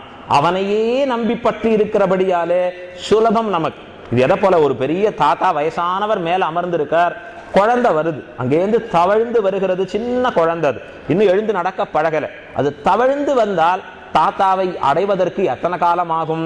வரும், வழுக்கி விடும், திருப்பி எழுந்துக்க முடியாது. இப்படி சிரமப்பட்டு வருகிற காலத்தை தாத்தா பார்க்கிறார், மனசுல இரக்கம் ஏற்படுகிறது. என்னடா அது நம்ம பேரப்பிள்ளை, நம்ம அடையணும்னே வருது. கீழே குனிஞ்சார், கையை தூக்கினார், அந்த குழந்தையில எடுத்து வச்சார், தன் மடியில உட்கார வச்சுட்டார். இந்த குழந்தைக்கு இப்ப எவ்வளவு சுலபம் பாருங்க. அவர் தான் பட்டுகிற காலத்தை தன் முயற்சியை விடுறச்சே இவரே எடுத்து நேரே தன்னிடத்திலே அமரச் செய்தா போலே நாமும் எம்பெருமானை அடைவதற்கு செய்ய வேண்டியது ஒன்றுமில்லை. நாம் செய்ய வேண்டியது ஒன்றுமில்லை, உபாயமாக செய்ய வேண்டியது ஒன்றுமில்லை. அப்படிங்கிற எதை காண்பிக்கிறார் நம்முடைய பூர்வாச்சாரியர்கள். வேறொரு கிருத்தியத்திலே இவன் இழிய வேண்டியதில்லை, இழிந்துதான் எம்பெருமானை பற்ற வேண்டும் என்கிற நியதி இல்லை என்று ஸ்ரீ ராமானுஜர் நம்முடைய சரணாகதிங்கிற நமக்கு உய்விக்க காண்பிச்சிருக்கக்கூடிய அற்புதமான மார்க்கம்ங்கிறத தெரிவிச்சிருக்கார். அப்ப ரொம்ப சந்தோஷமா போயிடுது. அப்ப செய்ய வேண்டியது ஒன்றுமே இல்லை. சுவாமி நீர் சொல்லிட்டீர், ரொம்ப சௌகரியம். அப்ப என்ன பண்றது? சாப்பிட வேண்டியது, தூங்க வேண்டியது. அப்ப நன்றாக சாப்பிட வேண்டியது, தூங்க வேண்டியது. அப்படின்னா உடனே அடுத்தது இந்த இடத்துல சொல்லணும், அப்படி இல்லை, நீர் தனக்காக செய்ய வேண்டியது இனி ஒன்றுமில்லை அப்படின்னு அடுத்த இன்னொரு வாக்கியம் வச்சுக்கணும். அடுத்தது ஒன்னொன்னா பாருங்க, புரிஞ்சுட்டு வாங்க. இப்ப நாம் நமக்காக செய்ய வேண்டியது ஒன்றுமில்லை அப்படின்னா என்ன பண்ணணும்? அவனுக்காகவே செய்ய வேண்டியது இனி நம் வாழ்க்கையிலே. எப்ப சரணாகதி நமக்கு ஆயிடுத்தோ, எப்ப நாம் எம்பெருமானுடைய சொத்துங்கிறத உணர்ந்து விட்டோமோ, எப்பொழுது அவனுக்கே நாம் தொண்டாற்ற வேண்டும்ங்கிறத தெரிஞ்சுட்டோமோ, இனி அவனுக்காகவே நாம் வாழ வேண்டும், அவன் உகப்புக்காகவே வாழ வேண்டும். இப்ப நாம சொன்ன திருமாலைங்கிற திவ்ய பிரபந்தத்துல இந்த 38வது பாசுரம், இதுதான் உயிரான பாசுரம், மேம்பொருள் போக விட்டுங்கிற பாசுரம். இந்த பாசுரத்துல சொல்றார், வாழும் சோம்பரை உகத்தி போலும் சூழ்புணல் அரங்கத்தானே. வாழும் சோம்பர் எல்லாவற்றையும் விட்டு எம்பெருமான் திருவடியே சரணம் என்று பற்றி கொண்டு அவனை தவிர இன்றொன்றிலே மனது வையாதபடி எப்பொழுதும் அவன் உகப்புக்காகவே தொண்டாற்றி வருகிறார்களே. இந்த தொண்டர்கள் தொண்டு பண்றச்சே, இப்ப இங்க கூட சர்வீஸ் பண்ணிட்டு இருப்பான், எல்லாருக்கும் சாதி இங்கோன்னு பொறுப்பை கொடுத்துட்டா, இன்னும் அவன் வந்தவாளுக்கெல்லாம் பிரசாதம் சாச்சிட்டே இருக்க. எத்தனை மணிக்கு ஆரம்பிக்கிறார்? 12 மணிக்கு ஆரம்பிக்கிறார், 3:30-4 மணி வரைக்கும் சாதிச்சுட்டு இருக்க. அப்புறம் கூட்டவாளை கூப்பிட்டு எல்லாருக்கும் சாதிச்சீரே, நீங்க சாப்பிட்டீங்களா? ஐயோ அதைத்தான் மறந்தே போயிட்டேன்னு. என்ன ஆச்சரியம், என்ன ஆச்சரியம்! அவர்களுக்கு கைங்கரியத்திலே என் புத்தி போகிற காலத்தை எனக்கு வேண்டியது என்பது என்னை விட்டு போய்விடுகிறது. அதைத்தான் சொல்லி அங்க காண்பிக்கிறார். வாழும் சோம்பரை, தனக்காக என்று வாழக்கூடியவர்கள் கெடும் சோம்பர். அவ பேரை சொல்றார் அழகா. தனக்கு, நான் என்னுடைய வாழ்க்கை, நான் என்னுடைய லாபத்திற்கு என்று வாழ்கிறேன் என்று சொன்னா அவர்கள் எல்லாம் இந்த இடத்துல வாழும் சோம்பர் இல்லை.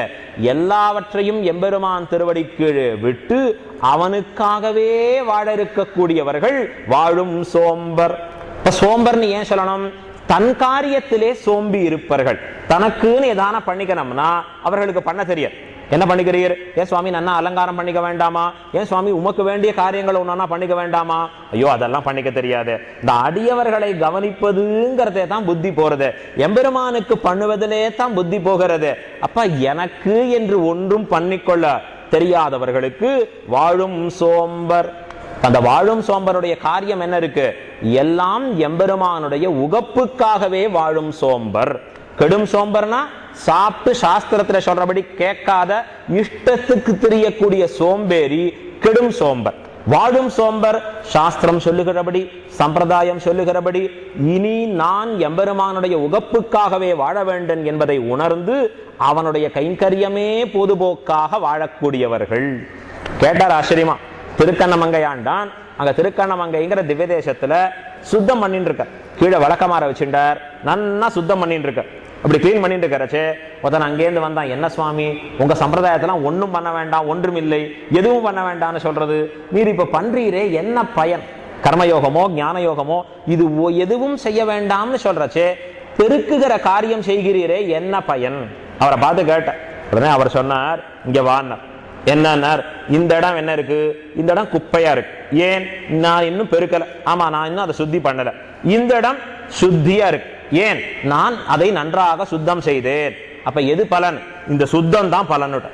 வேற ஒரு பலன் என்பதே இதற்கு வேண்டியதில்லை. இத பண்ணதால ஒரு புண்ணியம் வந்தது, இந்த புண்ணியத்தால வேறு பேற்றை அடைந்தேன், வேண்டியதில்லை. பகவானுடைய திருவுள்ள உகப்பே பயன். அதை கடந்து இவனுக்கு வேறொரு பயன் என்பது தேவையில்லை. இதைத்தான் நம்முடைய ஸ்ரீ வைஷ்ணவ பெரியோர்கள் நமக்கு காண்பிக்கிறா. பல பூஜா கியாதி லாபங்கள் இன்னிக்கே செய்ய வேண்டும். இவன் ஒரு காரியம் பண்றச்சே அதுல என்ன பலன் கிடைக்கும், அதனால நமக்கு என்ன பூஜை, மற்றவர்கள் நம்ம கொண்டாடுவார்களா, இல்ல நமக்கு அதனால ஒரு புகழ் ஏற்படுகிறதா, இல்ல நமக்கு வேறு லாபங்கள் கிடைக்கிறதா, எந்த விதமான நோக்கமும் இல்லாதபடி பகவானுடைய உகப்பே அவனுக்கு பிரயோஜனமாக கொண்டு பண்ணக்கூடியதுதான் கைங்கரியம். ஆகையாலே தனக்கென்று பண்ண வேண்டியது ஒன்றுமில்லை, தனக்குன்னு பண்ண வேண்டியது ஒன்றுமில்லை என்று வாழக்கூடியவனே பரம ஸ்ரீ வைஷ்ணவன், உத்கிருஷ்டதமான ஸ்ரீ வைஷ்ணவன். அவன் குரத்தாழ்வான் 3 நாள் பட்டினியே கிடந்தார்.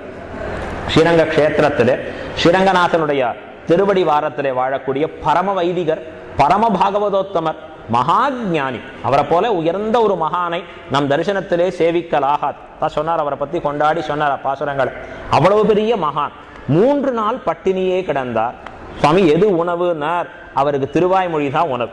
திருவாய்மொழி சொல்லணும், கேட்கணும், சரீரம் இல்லையோ முடியல, அப்படியே சுருண்டு விழறார், மயங்கி அவ்வளவுதான் படுத்துக்கிறார். இப்ப இந்த திருவாய்மொழியே உணவாக பருகி கொண்டு வருகிற காலத்தே ராத்திரி சமயம். அப்பதான் ஸ்ரீரங்கநாதன் பெரிய அரவணை பிரசாதம்னு அமுது செய்கிறான். ஸ்ரீரங்கத்துக்கு வரவா பிரசாதத்துக்குனே வருவது உண்டு. ராத்திரி அரவண பிரசாதம் ரொம்ப அற்புதமா இருக்கும். சக்கர பொங்கல் மாதிரியும் அது இல்லாமையும் அதற்கு மத்தியத்துல இனிப்போடு கூடியதா இருக்கும் அந்த பிரசாதம்ங்கிறது. அந்த பிரசாதத்தை அந்த ஸ்ரீரங்கநாதன் அமுது செய்கிற காலம். எப்பொழுதும் ஸ்ரீரங்கநாதன் எதை செய்தாலும் சப்தம் இல்லாம செய்யறதே இல்லை. அவர் பெரிய சப்தத்தோட செய்பவர். எல்லாம் 4 பேருக்கு கேட்கணும், ஊர் முழுக்க கேட்கணும் அவருக்கு. ஏன்னார் எல்லாம் பெரிய, அங்க கோயில் பெரிய கோயில், பெருமாள் பெரிய பெருமாள், பிராட்டி பெரிய பிராட்டியார், மணி அதுவும் பெரிய மணி. இன்னைக்கும் போய் பார்க்கலாம். நீங்க அந்த இடத்துல அர்ஜுன மண்டபத்துக்கு முன்பு கட்டப்பட்டு இருக்கிற பெரிய மணி, அந்த மணியை அடிக்கிறான் ஸ்ரீரங்கநாதன். அந்த பிரசாதத்தை அமுது செய்து கொண்டிருக்கிறான். இந்த சமயத்துல கூரத்தாழ்வான் பட்டினியே கிடந்து சுருண்டு படுத்துட்டு இருக்கார். அவருடைய மனைவி ஆண்டாள் பார்க்கிறா. அந்த சமயத்துல மணி காதிலே விழுகிறது. விழுந்த உடனே யோசித்தா, உன் பக்தன் பட்டினியே கிடக்க நீர் மட்டும் குலாவி குலாவி அமுது செய்தருளுகிறது. இது என்ன ஆச்சரியம்! உன்னுடைய பக்தன் 3 நாள் சாப்பாடு இல்லாம பட்னியோட இருக்கார். நீர் மூட நெய் பெய்து நன்னா நெய்ய விட்டு முழங்கை வழிவரும்படியாக நன்றாக அரவணை பிரசாதத்தை நீர் மாத்திரம் இப்படி புஜிக்கிறீரே. இந்த ஒரு வார்த்தை கேட்டுட்டா அவள் அடுத்த க்ஷணம் பெரிய பெருமாள்கிட்ட போய் சேர்ந்தது. உள்ளுவார் உள்ளித்தெல்லாம் உடனிருந்தருதி. பக்கத்திலே இருந்து கேட்கிறவரோ இல்லையோ, கேட்டுட்டார் அவர். பெரிய பெருமாள் அங்க ஆணையிட்டார், யாரும் இந்த பிரசாதத்திலே கை வைக்க கூடாது. நேரம் அத்தனை பேரும் பிரசாதத்தை எடுத்துன்னு போங்க. எங்க கூரத்தாழ்வானுடைய திருமாளிகைக்கு செல்லுங்கோள், அத்தனை பேரும் கொண்டு செல்லுங்கோள். எல்லாம் பிரசாதத்தை பெரிய மோளத்தோட கூரத்தாழ்வான் திருமாளிகை ஏற வந்து நிற்க ஆழ்வான் பதவதைத்து போகிறார். இப்படி பயந்துட்டு ஆழ்வான் எழுந்து உட்கார்றார். என்னன்னு பார்த்தா கோயில்ல இருந்து பிரசாதம், இத்தனை பிரசாதம் வந்து சேர்ந்திருக்கு. ஒரே ஒரு க்ஷணம்தான் தன் மனைவியை திரும்பி பார்க்கிறார். ஆண்டாள், உன் மனதால் என் நினைந்தாய்? நேர கேட்கிறார் கூரத்தாழ்வான், நீ உன் மனதால் என்ன நினைந்து கொண்டிருந்தாய்? எதனால் இந்த பிரசாதங்கள் வந்ததுன்னு. உடனே க்ஷமிக்க வேணும் சுவாமி, நான் தான் தப்பா நினைச்சுட்டேன். நீர் பட்டினியே கிடக்க, உமது பக்தன் பட்டினி கிடக்க ஸ்ரீரங்கநாதா நீர் அமுது செய்யலாமான்னு நினைச்சுட்டேன். அதற்காக ஸ்ரீரங்கநாதன் அனுப்பினார். உடனே அப்ப கூரத்தாழ்வான் சொல்றார், இப்படி செய்யலாமோ, இதை பண்ணலாமா, நீ பண்றதுங்கிறது நியாயமா? சர்வேஸ்வரனை நிர்பந்திக்கலாமா? கேள்வி கேட்டுனார் அந்த இடத்துல. எம்பெருமான பார்த்து இது வேணும் அது வேணும்னு சொல்லலாமா? என்னிடத்துல இது இல்லை, இதை பண்ணி கொடு, இதை செய்து கொடு என்று சொல்லலாமா? கூரத்தாழ்வான் சொல்றார், சொல்லலாகாது. கல்லினுள் தேரைக்கும், கல்லுக்குள்ள இருக்கிற தேரைக்கு உணவளிக்கிறவன் நமக்கு எப்பொழுது தேவையோ அப்பொழுது உணவளிக்க மாட்டானா? அவனுக்கு எப்பொழுது எதை கொடுக்க வேண்டும் என்று தெரியும் அல்லவா? சர்வேஸ்வரனை நிர்பந்திக்க கூடாது. இது எங்க சொல்றார்? ஆனால் தம்முடைய திருப்பாவை 15வது பாசுரத்துல எல்லே இளங்கிளியே என்கிற பாசுரத்திலே நானேதான் ஆயிடுக அப்படிங்கிற இடத்துல அதி கௌரவியரை நிர்பந்திக்கலாகாது இந்த வார்த்தை சொல்றார். அப்படின்னா மிகவும் கௌரவம் பொருந்திய பெரியோர்களை நீ நிர்பந்தப்படுத்தல் ஆகாது, நீ நிர்பந்திக்க கூடாது. அத போல சொல்றார், நீ நிர்பந்தம் செய்யல் ஆகாது. யாரை நிர்பந்திக்க கூடாது? ஸ்ரீரங்கநாதனை பார்த்து நீர் நிர்பந்தம் செய்வதற்கு உனக்கு யோக்கியதை இல்லை. அவர் எப்ப எதை கொடுக்கிறாரோ அவ்வளவுதான். இந்த கூரத்தாழ்வானுக்கு தோன்றி தாப்பார் அப்படின்னா 3 நாள் பட்டினியே கிடக்கிறவர் எம்பெருமானிடத்திலிருந்து ஒரு பிரசாதம், நமக்கு இப்ப பிரசாதம் வருது ஸ்ரீரங்கத்திலேருந்துன்னா என்ன போட்டுப்போம்? ஸ்ரீரங்கநாதரே பிரசாதம் அனுப்பினார், ஒரு போர்டை மாட்டின்றும், பெருசா போர்டை மாட்டிண்டு பாரு ரங்கநாதர் அனுப்பினார். ஆனா அந்த இடத்துல பண்ணாரா கூரத்தாழ்வான்? வந்த பிரசாதத்திலே 2 கவளம் மாத்திரம் எடுத்துட்டார், மற்றதெல்லாம் அனுப்பிட்டார். திரும்பி இது கிரய விக்கிரயங்களுக்காக கடவுது, இது கோயிலுக்கு மேற்கொண்டு நன்மைக்கு உதவக்கூடிய பிரசாதம், இதை மீண்டும் அனுப்பிடுங்கோன்னு திருப்பி அனுப்பினார். 2 கவளங்களை ஸ்வீகரித்தார். எப்படிப்பட்டவர்கள் இவர்கள்? தனக்கென்று ஒன்று பண்ணிக்கொள்ள தெரியாதவர்கள். தனக்குன்னு ஒரு காரியம்னு சொன்னா அது ஒன்றுமில்லை. ஸ்ரீரங்கநாதனுக்குன்னா எல்லாம் வேண்டும், எம்பெருமானுக்குன்னு சொன்னா எல்லாம் வேண்டும் என்கிற நினைவோடே கூடியவர்கள். நாமெல்லாம் பிரபன்னர்கள் ஆகிட்டோம்னு சொன்னா நம்முடைய புத்தி மாறி இருக்கான்னு பார்க்கணும். தனக்கு தனக்கு என் காரியத்துக்குன்னு பண்ணுகிற நிலை மாறி எம்பெருமானுக்கு, அவன் அடியவர்களுக்கு, ஆச்சாரியனுக்கு, அவனுடைய உகப்புக்காகவே என்று இந்த நிலைக்கு நாம் மாறினோமா? இப்படி மாறிட்டோம்னு சொன்னா அப்ப நாமும் ஸ்ரீ வைஷ்ணவர்கள் ஆக கடவோம். இல்லைனா நாமும் ஒன்றுமில்லை, அவ்வளவுதான். நாமும் ஒரு மனுஷன் சொல்லிக்கிறது கூட யோக்கியதையற்றவர்களாக நாமும் ஆகி நிற்போம்.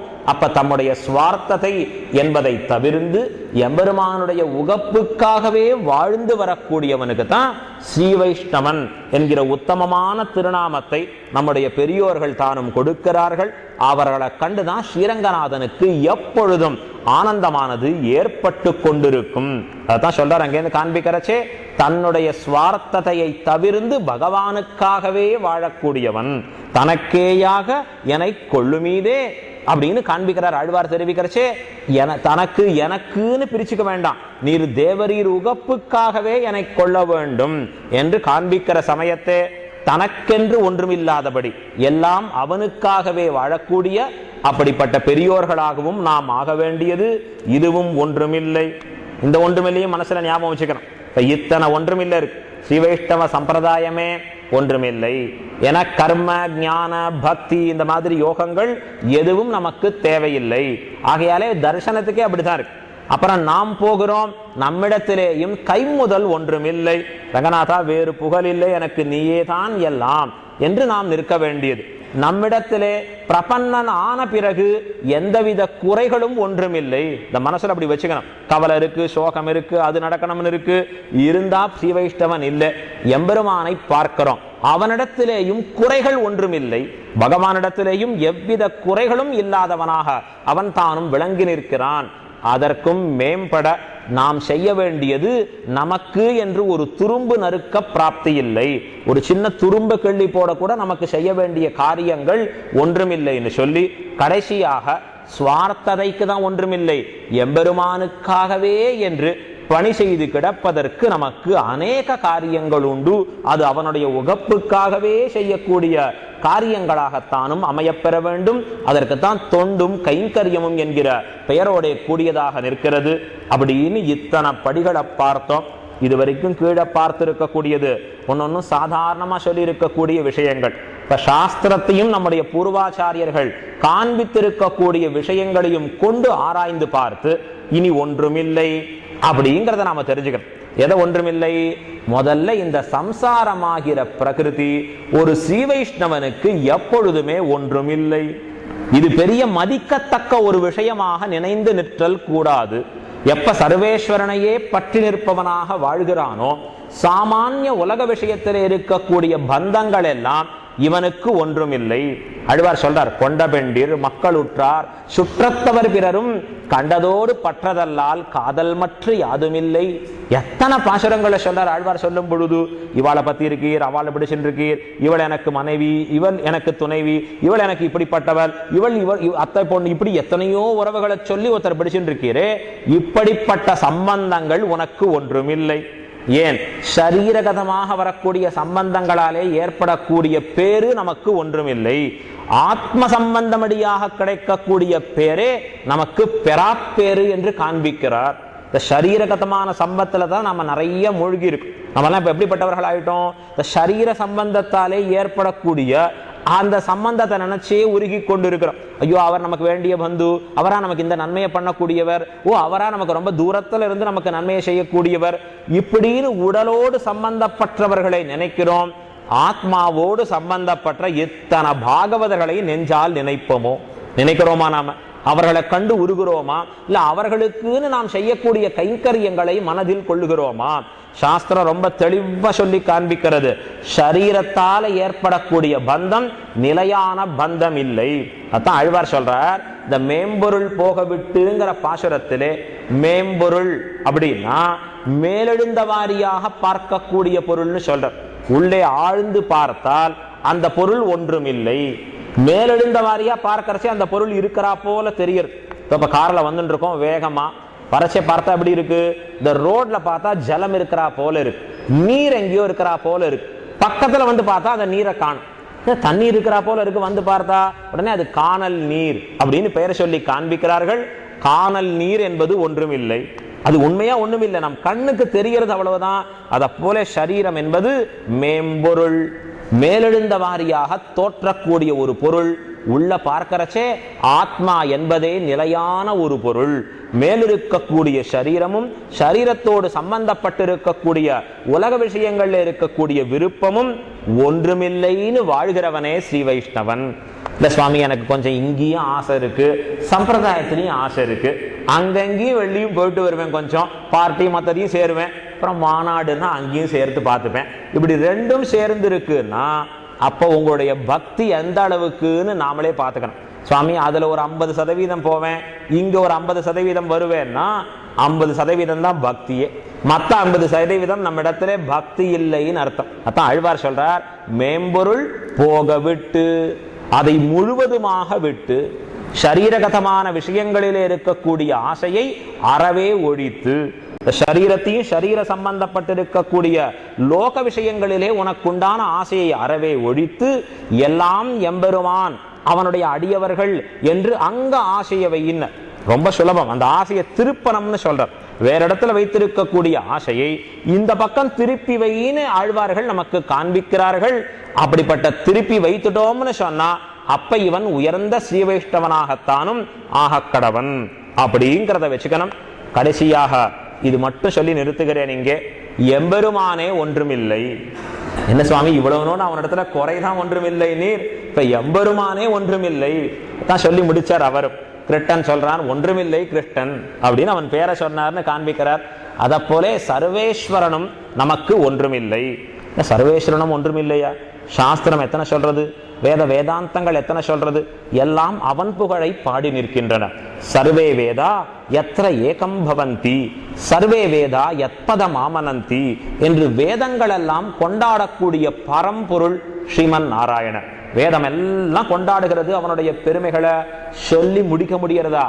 வேதத்தாலேயும் அளவிட முடியாதவன் எம்பெருமான், உயர்வர உயர்நலமுடையவன், வேதத்திற்கும் அளவுபடாதபடி உயர்ந்து இருக்கக்கூடிய பரம்பொருள். அவன் ஆச்சரியமா புகழ்ந்து காண்பிக்கிறது. எத்தனை குணங்களோடு கூடியவன், ஞான பல ஐஸ்வர்ய வீரிய சக்தி தேஜஸ் என்று பலவிதமான குணங்கள் அவனிடத்திலே சொல்லி, இதெல்லாம் சாஸ்திரங்கள் சொல்லி இருக்க, அத்வைதத்துல சொல்றா அவனுக்கு ஒண்ணுமில்லை, குணங்கள் ஒண்ணுமில்லைன்னு சொல்றா. அத்வைதம் சொல்லுகிறா போலே நீர் சொல்லுகிறீரே சுவாமி, நீர் அப்படி சொல்லலாமா? ஆமா, இனி எம்பெருமானுக்கு ஒன்றுமில்லை. ஏன்? வேலை ஒன்றுமில்லை. எதனாலே? ஸ்ரீ ராமானுஜர் அவதரித்த பிறகு எம்பெருமானே ஒன்றுமில்லை. நமக்கு இனி அவரே ஒன்றுமில்லை. போய் நிக்கணும் ஸ்ரீரங்கத்துல போய் பார்க்கறச்சே, பெரிய பெருமாளே எனக்கு கொஞ்சம் மோட்சம் கொடும், மோட்சம் கொடும். ஏன்னா சாஸ்திரம் அப்படிதான் சொல்லியிருக்கு. மோட்சம் இச்சே ஜனார்தனஹா, மோட்சம் வேணும்னு சொன்னா ஜனார்தனனை பற்ற வேண்டும். கண்டாகரன் ஒரு ராட்சசன், அவன் அந்த கையில இந்த காதுல 2 மணிகளை பெருசா கட்டியிருப்பான். ஏன்? நாராயணான்னு யாராவது சொன்னா காதுல விடக்கூடாது, அப்படி ஆட்டிப்பனான் பெரிய மணிகளை. ஏன்? அவன் சிவபக்தனாக வாழ்ந்து வருகிறான். அப்படிப்பட்ட பரமசிவ பக்தன், சிவ பரமபக்தன் இப்படி வச்சுக்கலாம். அப்படிப்பட்டவன் ஒரு நாள் சிவனிடத்திலே போய் கேட்கிறான், எனக்கு இந்த உலகத்துல இருக்கக்கூடிய ஆசை ஒழிந்தது. எது கேட்கறது ஆசை போச்சுன்னு? ஒரு பிசாசு கேட்கறது. இது என்ன ஆச்சரியம் பாரு, மனுஷன் நாம கேட்க மாட்டேங்கிறோம், ஒரு பிசாசு சரீரத்தோடு கூடியவன் போய் கேட்கிறான், எனக்கு உலக விஷயத்திலே ஆசை ஒழிந்தது, எனக்கு நிரந்தரமான சுகத்தை தரக்கூடிய மோட்சத்தை கொடு.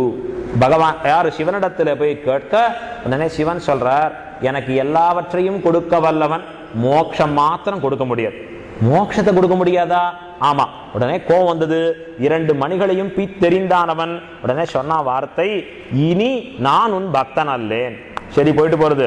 அதனால என்ன, இப்பதான் உணர்ந்தா இருந்துட்டு போ. இப்ப என்ன பண்ணணுங்கிறாய்? கடைசியா ஒரு சான்ஸ், இவ்வளவு நாள் இருந்த உன் பக்தனா, எனக்கு எங்க மோட்சம் கிடைக்கும்னு சொல்லு. அதுக்கு ஒரு வழி சொல்றேன்னார். என்னை பார்க்க வேண்டும்ங்கிறதுக்காக ஒரு யாத்திரை வருவன். யாரு? கிருஷ்ணன்னு பேரோடு கூடியவன் கைலாய யாத்திரைன்னு புறப்பட்டு வருவன். இந்த வருகிற காலத்தை அந்த மலை பக்கத்துல நீ நின்னுக்கும். அவன் வரச்சு அவனை கெட்டியா பிடிச்சுக்கோ, அவன் உனக்கு மோட்சத்தை கொடுப்பன். உடனே இவன் கண்டாகரன் போனா, அப்பொழுது ஸ்ரீமன் நாராயண சப்தம் தான். சதா பகவானை தியானித்து கொண்டு கிடக்க கிருஷ்ணன் அந்த பக்கமா வழியில போறவர் திருவடியை கெட்டியா பிடிச்சுட்டான். இன்னும் அவனை பத்தி ஆச்சரியமா சொல்றது, நவமிதம் சவம், ஒரு சவத்தை கொண்டு வந்து போட்டு அந்த பிசாசை தான் காண்பிக்கிறது. பெருமாளே உனக்கு திருவாராதனம் பண்றேன். ஏன்னர்? நான் இப்பதான் அதுக்கு அதனுடைய உணவு கொடுக்கறது எம்பெருமானுக்கு. கொடுத்து என்ன வேணும்? எனக்கு மோட்சம் வேணும். கிருஷ்ணர் சிரிச்சுட்டே சொல்றார், ஏன்பா நானே பிள்ளை பேரு வேணும்னு இப்படி போயிட்டு இருக்கேன் கைலாய யாத்திரை, என்னிடத்திலே மோட்சம் கேட்கிறாயே. உடனே அவன் சொன்னான், கண்டாகரன், நீ யார் என்று நான் அறிந்தேன், இனி நீ என்ன ஏமாற்ற முடியாது. உன்னை உள்ளபடி உணர்ந்தேன் நான். இனி நீ யாருன்னு எனக்கு தெரிஞ்சு போச்சு. அது சிவனே எனக்கு காண்பிச்சு கொடுத்திருக்கார். மோட்சம் கொடுக்க வல்லவன் நீ. இப்படி குழந்தைக்கு வேணும்னு போறேனே, அது நீ பண்ணுகிற விளையாட்டு. இந்த உலகத்தவர்கள்லாம் உன்னை ஏதோ கொண்டாடணும், சிவன் கேட்டு ஆசைப்படுறான், என்னையும் கொண்டாடணுமே பெருமாள். என்ன நீ என்னிடத்துல வந்து வரன் கேள, ஆகட்டமே வரன் கேட்கிறேன்னுட்டான். அத போல எம்பெருமான் இவ்வளவு எளியவன் புறப்பட்டு வருகிறச்சே அவன் திருவடியை பிடிச்சு கேட்கிறான், எனக்கு மோட்சம் வேணும். உடனே பகவான் சொன்னான், உனக்கு மோட்சத்தை கொடுத்தேன். ஏ கண்டாகரா, உனக்கு மோட்சத்தை அளித்தேன்னு சொல்லிட்டான். உடனே எம்பெருமான் மறுபடி புறப்படுறச்சே நிறுத்தினான் அந்த கண்டாகரன், எனக்கு நீ மறுபடி மோட்சத்தை கொடுக்க வேணும். இது யாருக்கு? எனக்காக இல்லை, என் தம்பிக்காக கொடுக்கணும். ஒன்று வாங்கினா ஒன்று இலவசம் போல் இருக்கு. எம்பெருமான் இடத்துல ஒன்று வாங்கிட்டான், இன்னொருத்தருக்கு இலவசமா கொடுக்கணும். யாருக்கு? என் தம்பிக்குன்னா. உன் தம்பி என்னிடத்திலே பக்தனான்னு கேட்டான் கிருஷ்ணன். அவன் சொன்னா, உன்னை கண்டாலே துவேஷிப்பன், உன்னை கண்டாலே ஆகாதுன்னு. அப்படியா? சரி, போயிட்டு போறது. உன்னிடத்திலே பக்தனா? அண்ணான்னு உன்னிடத்துல பக்தியோடு கூடியவனா? என்ன கண்டாலும் பிடிக்காதுன்னு. ஆனா கேட்கிறையே, என்ன எனக்கு அவனிடத்திலே பிரியம் உண்டு, ஆகையாலே மோட்சம் கொடு. இது எவ்வளவு ஆச்சரியம் பார். உடனே சொன்னார் அவர் எம்பெருமான், உன்னுடைய அபிமானத்திலே அவன் ஒதுங்கினபடியாலே அவனுக்கும் மோட்சம் கொடுத்தோன். இதத்தான் வியாக்கியானம் பண்றார் பெரியோர்கள். அகில புவன ஜன்மஸ்தேமபங்காதி லீலே வினத விவித பூத விராத ரக்ஷைக தீக்ஷே. விராதங்கிற பதம் சொல்றார். எல்லாரையும் பூதம், பூதம்னு சொன்னா எல்லா ஆத்மாக்களையும் ரட்சிக்கிறாய். எல்லா ஆத்மாக்களை மாத்திரம் இல்லை, ஆத்மாக்களோடு சம்பந்தப்பட்டவர்களையும் சேர்த்து ரட்சிக்கிறாய். சம்பந்தமே இல்லாத எல்லாரையும் சேர்த்து ரட்சிக்கக்கூடிய பெறாப்பேரு இவன் நினைக்கிறான் சம்பந்தம் இல்லைன்னு. ஆனா அந்த பக்தன் நினைக்கிறான் இவனுக்கும் நமக்கும் சம்பந்தம் உண்டு, ஆகையாலே அவனுக்கும் மோட்சத்தை கொடுக்கிறான் எம்பெருமான்னு காண்பிக்க, அப்ப கண்டாகரன் மோட்சத்தை பெற்று போண்டான். ஒரு ததி பாண்டன், அவனுக்கு மோட்சம் கிடைச்சு. பானை பண்ணக்கூடியவன் கிருஷ்ணாவதாரத்திலே கிருஷ்ணன் ஒளியறதுக்கு இடம் இல்லாம அலையறச்சே ஒளியை இடம் கொடுத்தான். உன்னை வெளியில விடணும்னா கிருஷ்ணன் இடத்துல அவன் கேட்டான், எனக்கு ஒண்ணு கொடுத்தா அவனை வெளியில விடுறேன், என்ன வேணும் சொல்லுன்னார். எனக்கு மோட்சத்தை கொடு. பானை பண்றவன் கேட்கறான், மோட்சத்தை கொடு. ஆச்சரியம். கிருஷ்ணன் சொல்றான், எனக்கே ஒளி இடம் இல்லாம உன்னிடத்துல வந்து புகழாக நின்றேன், என்னிடத்துல கேட்கிறிய. கிருஷ்ணா, நீ யார் என்று நான் அறிவேன், எனக்கு மோட்சத்தை கொடு. சரி, கொடுத்தேன். உடனே அடுத்தது மறுபடியும் அவன் கேட்கறான், எனக்கு கொடுத்தா போராது, இன்னொன்னும் கொடுக்கணும். யாருக்கு? இந்த பானைக்கும் மோட்சம் கொடு. உடனே கிருஷ்ணன், அதற்கும் மோட்சம் கொடுத்தேன். இப்ப இது அவதாரங்களிலே எம்பெருமான் இவனை பற்றினால் மோட்சம். அதுதான் சாஸ்திரம். சாஸ்திரம் நமக்கு தெரிவிக்கிறது, மோட்சம் வேணும்னு சொன்னா எம்பெருமானுடைய திருவடிகளை பற்று மோட்சம். இது எப்ப வரைக்கும் உண்மையா இருந்தது? ஸ்ரீ ராமானுஜர் திருவவதரிப்பதற்கு முன்பு வரைக்கும் இதுதான். ஆனா எப்பொழுது எம்பெருமானார் திருவவதாரம் ஆயிற்றோ இனி மோட்சம் எல்லாம் எம்பெருமானார் சம்பந்தமே. ராமானுஜ சம்பந்தம் இருந்தா மோட்சம். பெரிய பெருமாளுக்குங்கிற டிபார்ட்மெண்ட் இல்லை. அவர் என்ன பண்ணிட்டார்? எல்லாவற்றையும் சேர்த்து ராமானுஜரிடத்திலே கொடுக்க அவருக்கு திருநாமம் சூட்டினார் உடையவர். உடையவர் என்கிற திருநாமத்தோடு சுவாமி ராமானுஜரை ஸ்ரீரங்கத்திலே தானும் இருக்கும்படியாக செய்தருளினார். ஆகையாலே இனி எல்லாமே உடையவருக்கு தான். இனி ஸ்ரீரங்கநாதர் ஒன்றுமில்லை, அவருக்கு ஒன்றுமில்லை. வெறுமை போய் பார்க்கலாம், எப்படி இருக்கிற, சௌக்கியமா, நான் சௌக்கியமா, நீ சௌக்கியமானு கேட்கலாம், அவ்வளவுதான். மோட்சம்னா நேராக சென்று எம்பெருமானாருடைய திருவடி சம்பந்தம் பெறுகிறது இருக்கிறது. அந்த திருவடி சம்பந்தமே நமக்கு எல்லாவித நன்மைகளையும் செய்ய வல்லதாக அமையக்கூடியது. எப்பொழுது எம்பெருமானாருடைய திருவடி சம்பந்தம் பெற்றவர்களாக ஆனோமோ அப்பொழுதே நம்மிடத்திலே இருக்கக்கூடிய பாபங்கள், மிக கொடிய வினைகள், அவையெல்லாம் ஒன்றுமில்லை. அதை முதல்ல மனசுல வச்சுக்கோங்க. திருவடி சம்பந்தம் ஆயிடுத்து, சமாஷனம் ஆயிடுத்து. இவர் நித்தியம் திருமந்திரம் துவயம் சரமஸ்லோக அனுசந்தானம் பண்றார். ஆச்சாரிய தனியன சொல்றார். இதுக்கெல்லாம் நடுவில் திடீர்னு ஒரு நாள் சந்தேகம், சுவாமி எனக்கு மோட்சம் கிடைக்குமா? எப்ப சந்தேகம் வருதோ அப்பயே மோட்சம் இல்லை. சந்தேகம் வராதபடி உறுதியோடு கூடியிருக்கான் பாரும், அவனுக்கே மோட்சம். எப்பொழுது மனசு உறுதியோடு கூடியிருக்கணும். நான் சமாஷனம் ஆயிடுத்து, ஆச்சாரியன் திருவடியை பற்றியாச்சு, இனி எனக்கு உறுதியாக மோட்சம் உண்டு. இந்த கீழே அத்தனை பாபங்களை பண்ணேனே, நானே நானாவித நரகம் புகும் பாவம் செய்தேன், எத்தனை பாபங்களை கீழே பண்ணியிருக்கேன், அந்த பாபங்கள் எல்லாம் இனி ஒன்றுமில்லை. அதையெல்லாம் உன்னிடத்திலே ஒன்றுமில்லாததாக ஆகி நிற்கிறது. சர்வேஸ்வரன் பார்த்து பொறுத்தேன்னு ஒரு வார்த்தை சொன்னா இனி இது கவலைப்படணுமா? அதை பத்தி கவலைப்பட வேண்டியது இருக்கிறதா? ஆகையாலே அந்த பாபங்கள் ஒன்றுமில்லை. உமக்கு நேரே உயர்ந்து எப்பொழுதும் அனுபவிக்கக்கூடிய பரம சுகம் எங்கே? ஸ்ரீவைகுண்டமாகிற மாநகரிலே சதா பக்தர்களோடு பக்தைஹி பாகவதை சகா என்கிறபடியே அடியார் குழாங்களோடு உடன் நின்று எப்பொழுதும் சதா பகவத் அனுபவத்திலே பொதுபோக்க வல்லவர்களாக நாம் ஆகியிருப்போம். பரமபதம் போயாச்சுன்னு சொன்னா கவலைகள் ஒன்றுமில்லை, துக்கம் என்பதே ஒன்றுமில்லை. அங்க எங்க இருக்கு? அங்க என்ன இருக்கு? எப்பொழுதுமே சந்தோஷம், ஆனந்தமே பரிபூர்ணமாக நிற்கக்கூடிய உயர்ந்த லோகத்தை நாமும் அடைய கடவோம். இதுதான் ஸ்ரீ வைஷ்ணவத்திலே நமக்கு காட்டப்பட்டிருக்கக்கூடிய சுருக்கம். இன்னும் பலவிதமா சொல்லுண்டே போலாம். ஆனா சொல்லுண்டே போனா இனி சுவாமி சொல்வதற்கு ஒன்றுமில்லை, நீங்க எழுந்து போயிட்டேலாம். ஆட்கள் யாரும் ஒன்றுமில்லைன்னுட்டா என்ன ஆகும்? அது ஆகையாலே அந்த பயத்தாலே நாமும் இதை போதும் என்கிற நினைவோட நிறுத்தி போருகிறோம். இங்கே அதற்கு இன்னொரு 5 நிமிஷம் நாம் செய்திருக்கக்கூடிய கைங்கரியங்கள், ஸ்ரீரங்கத்தில் பெரிய பெருமாள் நம்மை கொண்டு செய்விக்கிறார் என்கிற நோக்கோட செய்து வரக்கூடிய கைங்கரியங்கள், நிறைய குழந்தைகளை அங்கே உருவாக்கி வருகிறோம். பட்டர்குழாம் குருகுலம் என்கிற பெயரிலே சின்ன ஆச்சாரியா என்கிற ஒரு அழகான ஒரு பள்ளியை அமைத்து குழந்தைகளுக்கு பலவிதமான நற்பண்புகளையும் சேர்த்து அங்கே சொல்லிக் கொடுத்து வருகிறோம். நாமெல்லாம் குழந்தைகளை ஸ்கூலுக்கு அனுப்புறோம். அனுப்பறிச்சு அந்த குழந்தை போயம் படிக்கிறது. ஜானி ஜானி எஸ் பாப்பா, எங்க ஆத்துல வந்து சொல்லு ஒரு தடவை, உடனே சொல்றது. நாம எங்கேயாவது யோசிப்போமா, நமக்கும் இந்த ஜானிக்கும் என்ன சம்பந்தம்? ஏன் என் குழந்தை சொல்லணும்? ரெயின் ரெயின் கோ அவேங்கிறது, மழையே வரமாட்டேங்கிறது கோ அவேங்கிறது. மழை ஏற்கனவே வந்தா நல்லா இருக்கும்னு ஆசைப்படுறோம், வேண்டாம்னு சொல்றது. இப்ப ஏன் சொல்லுகிறோம், எதனால் சொல்லுகிறோம், இதை நாம யோசிக்கிறதே இல்லை. இதே குழந்தைய கூட்டு, ஏண்டா ஸ்ரீராமான்னு தெரியுமா, கிருஷ்ணான்னா தெரியுமா, முகுந்தான்னா தெரியுமா, மத்ஸ்யாவதாரம் தெரியுமா, இதெல்லாம் எங்க அப்பா அம்மா எனக்கு ஒண்ணுமே சொல்லி தரலன்றும். ஒரே வார்த்தை அவன் சொல்றதுங்கிறது, இதெல்லாம் எனக்கு சொல்லி தந்தா தானே தெரியும். ஸ்கூல்லையும் சொல்லி தரது இல்லை, இங்கேயும் சொல்றது இல்லை, எனக்கு எப்படி தெரியும்? ஆகையாலே இந்த குழந்தைகளுக்கு இதெல்லாம் பாடத்திலேயே புகுத்துகிறோம். அங்கே ஆச்சாரியா என்கிற பெயரிலே அந்த குழந்தைகளுக்கு கிருஷ்ணா கிருஷ்ணா எஸ் மாமா, ஈட்டிங் பட்டர் நோ மாமா, அந்த ஜானி போயமே இப்படி மாத்தியாச்சு. அது அழகா இப்படி கிருஷ்ணா கிருஷ்ணா அந்த குழந்தைகள் சொல்ற செய்ய ராமா கிருஷ்ணான்னு வரும். இந்த ரோரோ போட்னு ஒரு போயம் இருக்கு. அதுல எப்படி மாத்திட்டோம்னா ரோரோ boat, Rama and Guha sails த போட்னு வரும். அப்ப ராமனும் குகனும் சேர்ந்து ஓடத்திலே செல்கிறார்கள். இப்படிப்பட்ட போயமா குழந்தைகளுக்கு மாத்தி இன்னும் பல சிலபஸ் அதுல கொடுத்துருக்கும். சயின்ஸ்னு சொன்னா புராணத்துல சொல்றபடி இருக்கும். விஷ்ணு புராணத்துல லைட்டை பத்தி என்ன கான்செப்ட் இருக்கோ அந்த கான்செப்ட் இருக்கணும். இங்க சன்னை பத்தி எப்படி இருக்கோ அந்த கான்செப்ட் அங்க இருக்கணும். சயின்ஸ்ல எது சிருஷ்டின்னு விஷ்ணு புராணத்துல சொல்லி இருக்கோ அதுதான் அங்க சொல்லுவோம். டார்வின் தியரி, இன்னொருத்தன் தியரி, இந்த கதையே கிடையாது.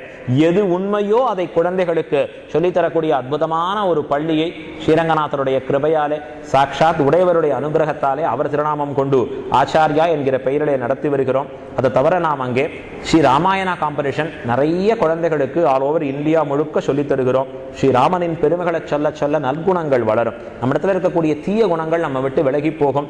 10,000 குழந்தைகளுக்கு மேல அந்த ஸ்ரீராமனின் பெருமைகளை சொல்ல வல்லவர்களாக வந்திருக்கிறார்கள். அங்கே இந்த ஸ்ரீமான் ட்ரஸ்ட் மூலமாக இன்னும் பற்பல ஒரு முதியோர் ஆசிரமம் வச்சிருக்கோம். இன்னும் பற்பல கைங்கரியங்கள் அங்க இருக்கு. வந்தவர்கள் இலவசமாக தங்கி ததியாராதனைகள், இப்படிப்பட்ட கைங்கரியங்கள் மேலும் மேலும் சிறக்க உங்களை போன்ற பாகவதோத்தமர்கள் மங்களாசாசனம் பண்ண வேண்டும். முடிந்தவர்கள் பொருளுதவி செய்திருக்கலாம். குழந்தைகளுக்கு சின்ன கேம்ஸும் வச்சிருக்கும். பரமபதம் கேம்ஸ், கார்டு கேம்னு அங்கே பிரித்து வச்சிருக்கோம் அந்த இடத்துல.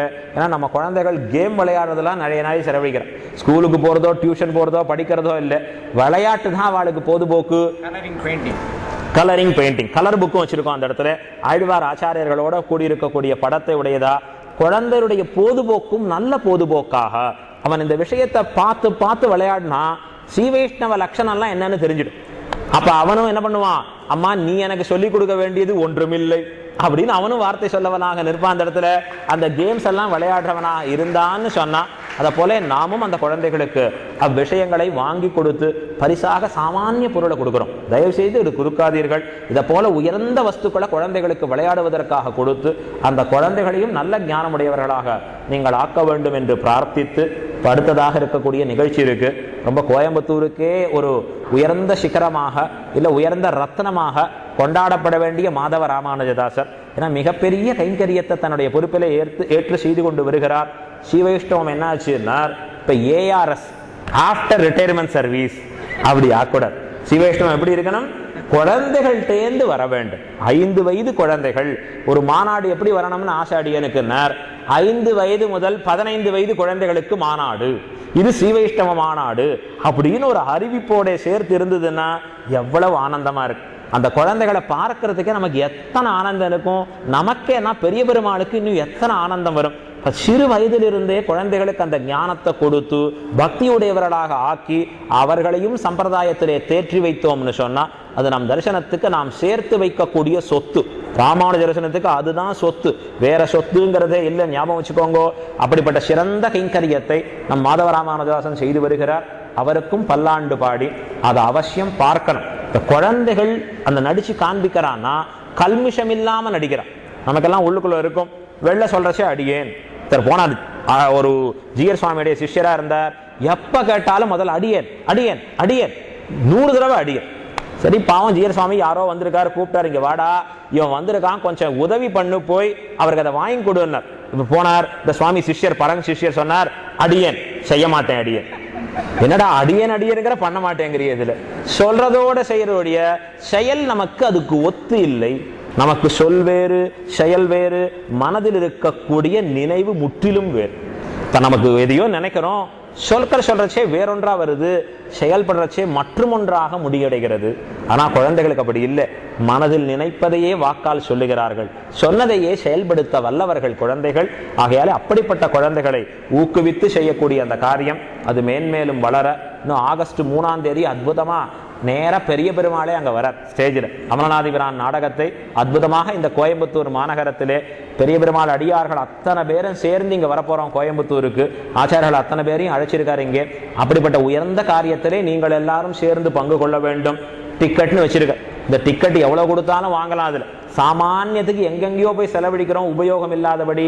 ஆனா உயர்ந்த இந்த விஷயத்திற்கு நாம் அவசியம் நம்முடைய தனத்தை செலவழித்து நேரத்தை குழந்தைகளை அழைத்து வைத்து கொண்டு இந்த ப்ரோக்ராமை பார்க்கணும். பார்த்தா அவனுக்கு இன்ஸ்பிரேஷன் ஏற்படும். ஓஹோ இவ்வளவு குழந்தைகள் நடிக்கிறான், நாமும் பண்ணலாமே, இவன் இதெல்லாம் பண்றாளே நாமும் பண்ணலாமே அப்படிங்கிற நினைவோட ஏற்படும். ஆகையால வெளியில அவருடைய இதை வச்சிருக்கார். ஆசியம் மற்ற பேரும் அத்தனை பேரும் யார் யார் வாங்கலையோ அவர்களும் அந்த டிக்கெட்டை பெற்றுக்கொண்டு ஆகஸ்ட் 3ஆம் தேதி அமலநாதிபிரானை, திருப்பானாழ்வாரை, நம் பெரிய பெருமாளை கண்டு ரசிக்கும்படியாக பிரார்த்தித்து அமைகிறேன். இந்த மாநாடு ஏற்பாடு செய்திருக்கக்கூடிய பெரியோர்களுக்கும், முக்கியமாக நம்முடைய ஆர்வி சுவாமி நமக்கு ரொம்ப வேண்டியவராக விளங்கி நிற்கக்கூடியவர், பரம ஆப்தர்னு கொண்டாட வேண்டும். கற்றும் கற்றதற்கு தகுந்தபடி நிற்க வல்லவராக பார்க்க வேண்டியது வரை. ஏன்னா பணிவோடு கூடியவராக தம்முடைய வாழ்க்கையை அமைத்துக் கொண்டு வாழ வல்லவர். இப்ப நம்முடைய தேசமே வேற. என்ன தேசம்? கொங்கு மாநகரம் இல்லை, ஸ்ரீரங்க மாநகரம், திருவரங்க மாநகரத்திலே குடிகொண்டு வாழ்கிறார் இங்கே. அப்படிப்பட்ட நம்மோடு சேர்ந்து வாழ்ந்து வரக்கூடிய ஆர்வி சுவாமிக்கும் பல்லாண்டு பாடி, மற்றுமுண்டான காரியதரிசிகள் மற்றும் யார் யார் கமிட்டியில சேர்ந்து இருக்கக்கூடிய பெரியோர்களுக்கும் பல்லாண்டு பாடி, நம் மாநாடு பண்றதுன்னா சாமானியம் இல்லை. எத்தனை சமப்பட்டு இதை பண்ண வேணும் அப்படிங்கிறதை அடியன் நன்கு உணர்ந்தவன். அப்படி இவ்வளவு சமப்பட்டும் நடத்த வேண்டும்னு ஆசையிலே செய்யக்கூடிய அவர்களுக்கும் பல்லாண்டு பாடி, நான் சொல்றேன்னா சுவாமி டாபிக்கே ஒன்றுமில்லை, உபன்யாசமே ஒன்றுமில்லை போல் இருக்குன்னு எழுந்து போகாத, விடாத இருந்து கடைசி வரைக்கும் பொறுமையாக கேட்ட உங்களுக்கும் பல்லாண்டு பாடி, அடியோமோடும் நின்னோடும் பிரிவின்னி 1000 பல்லாண்டு என்று சொல்லி பெரிய பெருமாள் பெரிய பிராட்டியார் உங்களுக்கும் மற்றுமுண்டான அத்துணை அடியவர்களுக்கும் எல்லாவித க்ஷேமங்களையும் அருள பிரார்த்தித்து அமைகிறேன். ஆழ்வார் திருவடிகளே சரணம், பெருமானார் திருவடிகளே சரணம், ஜீயர் திருவடிகளே சரணம்.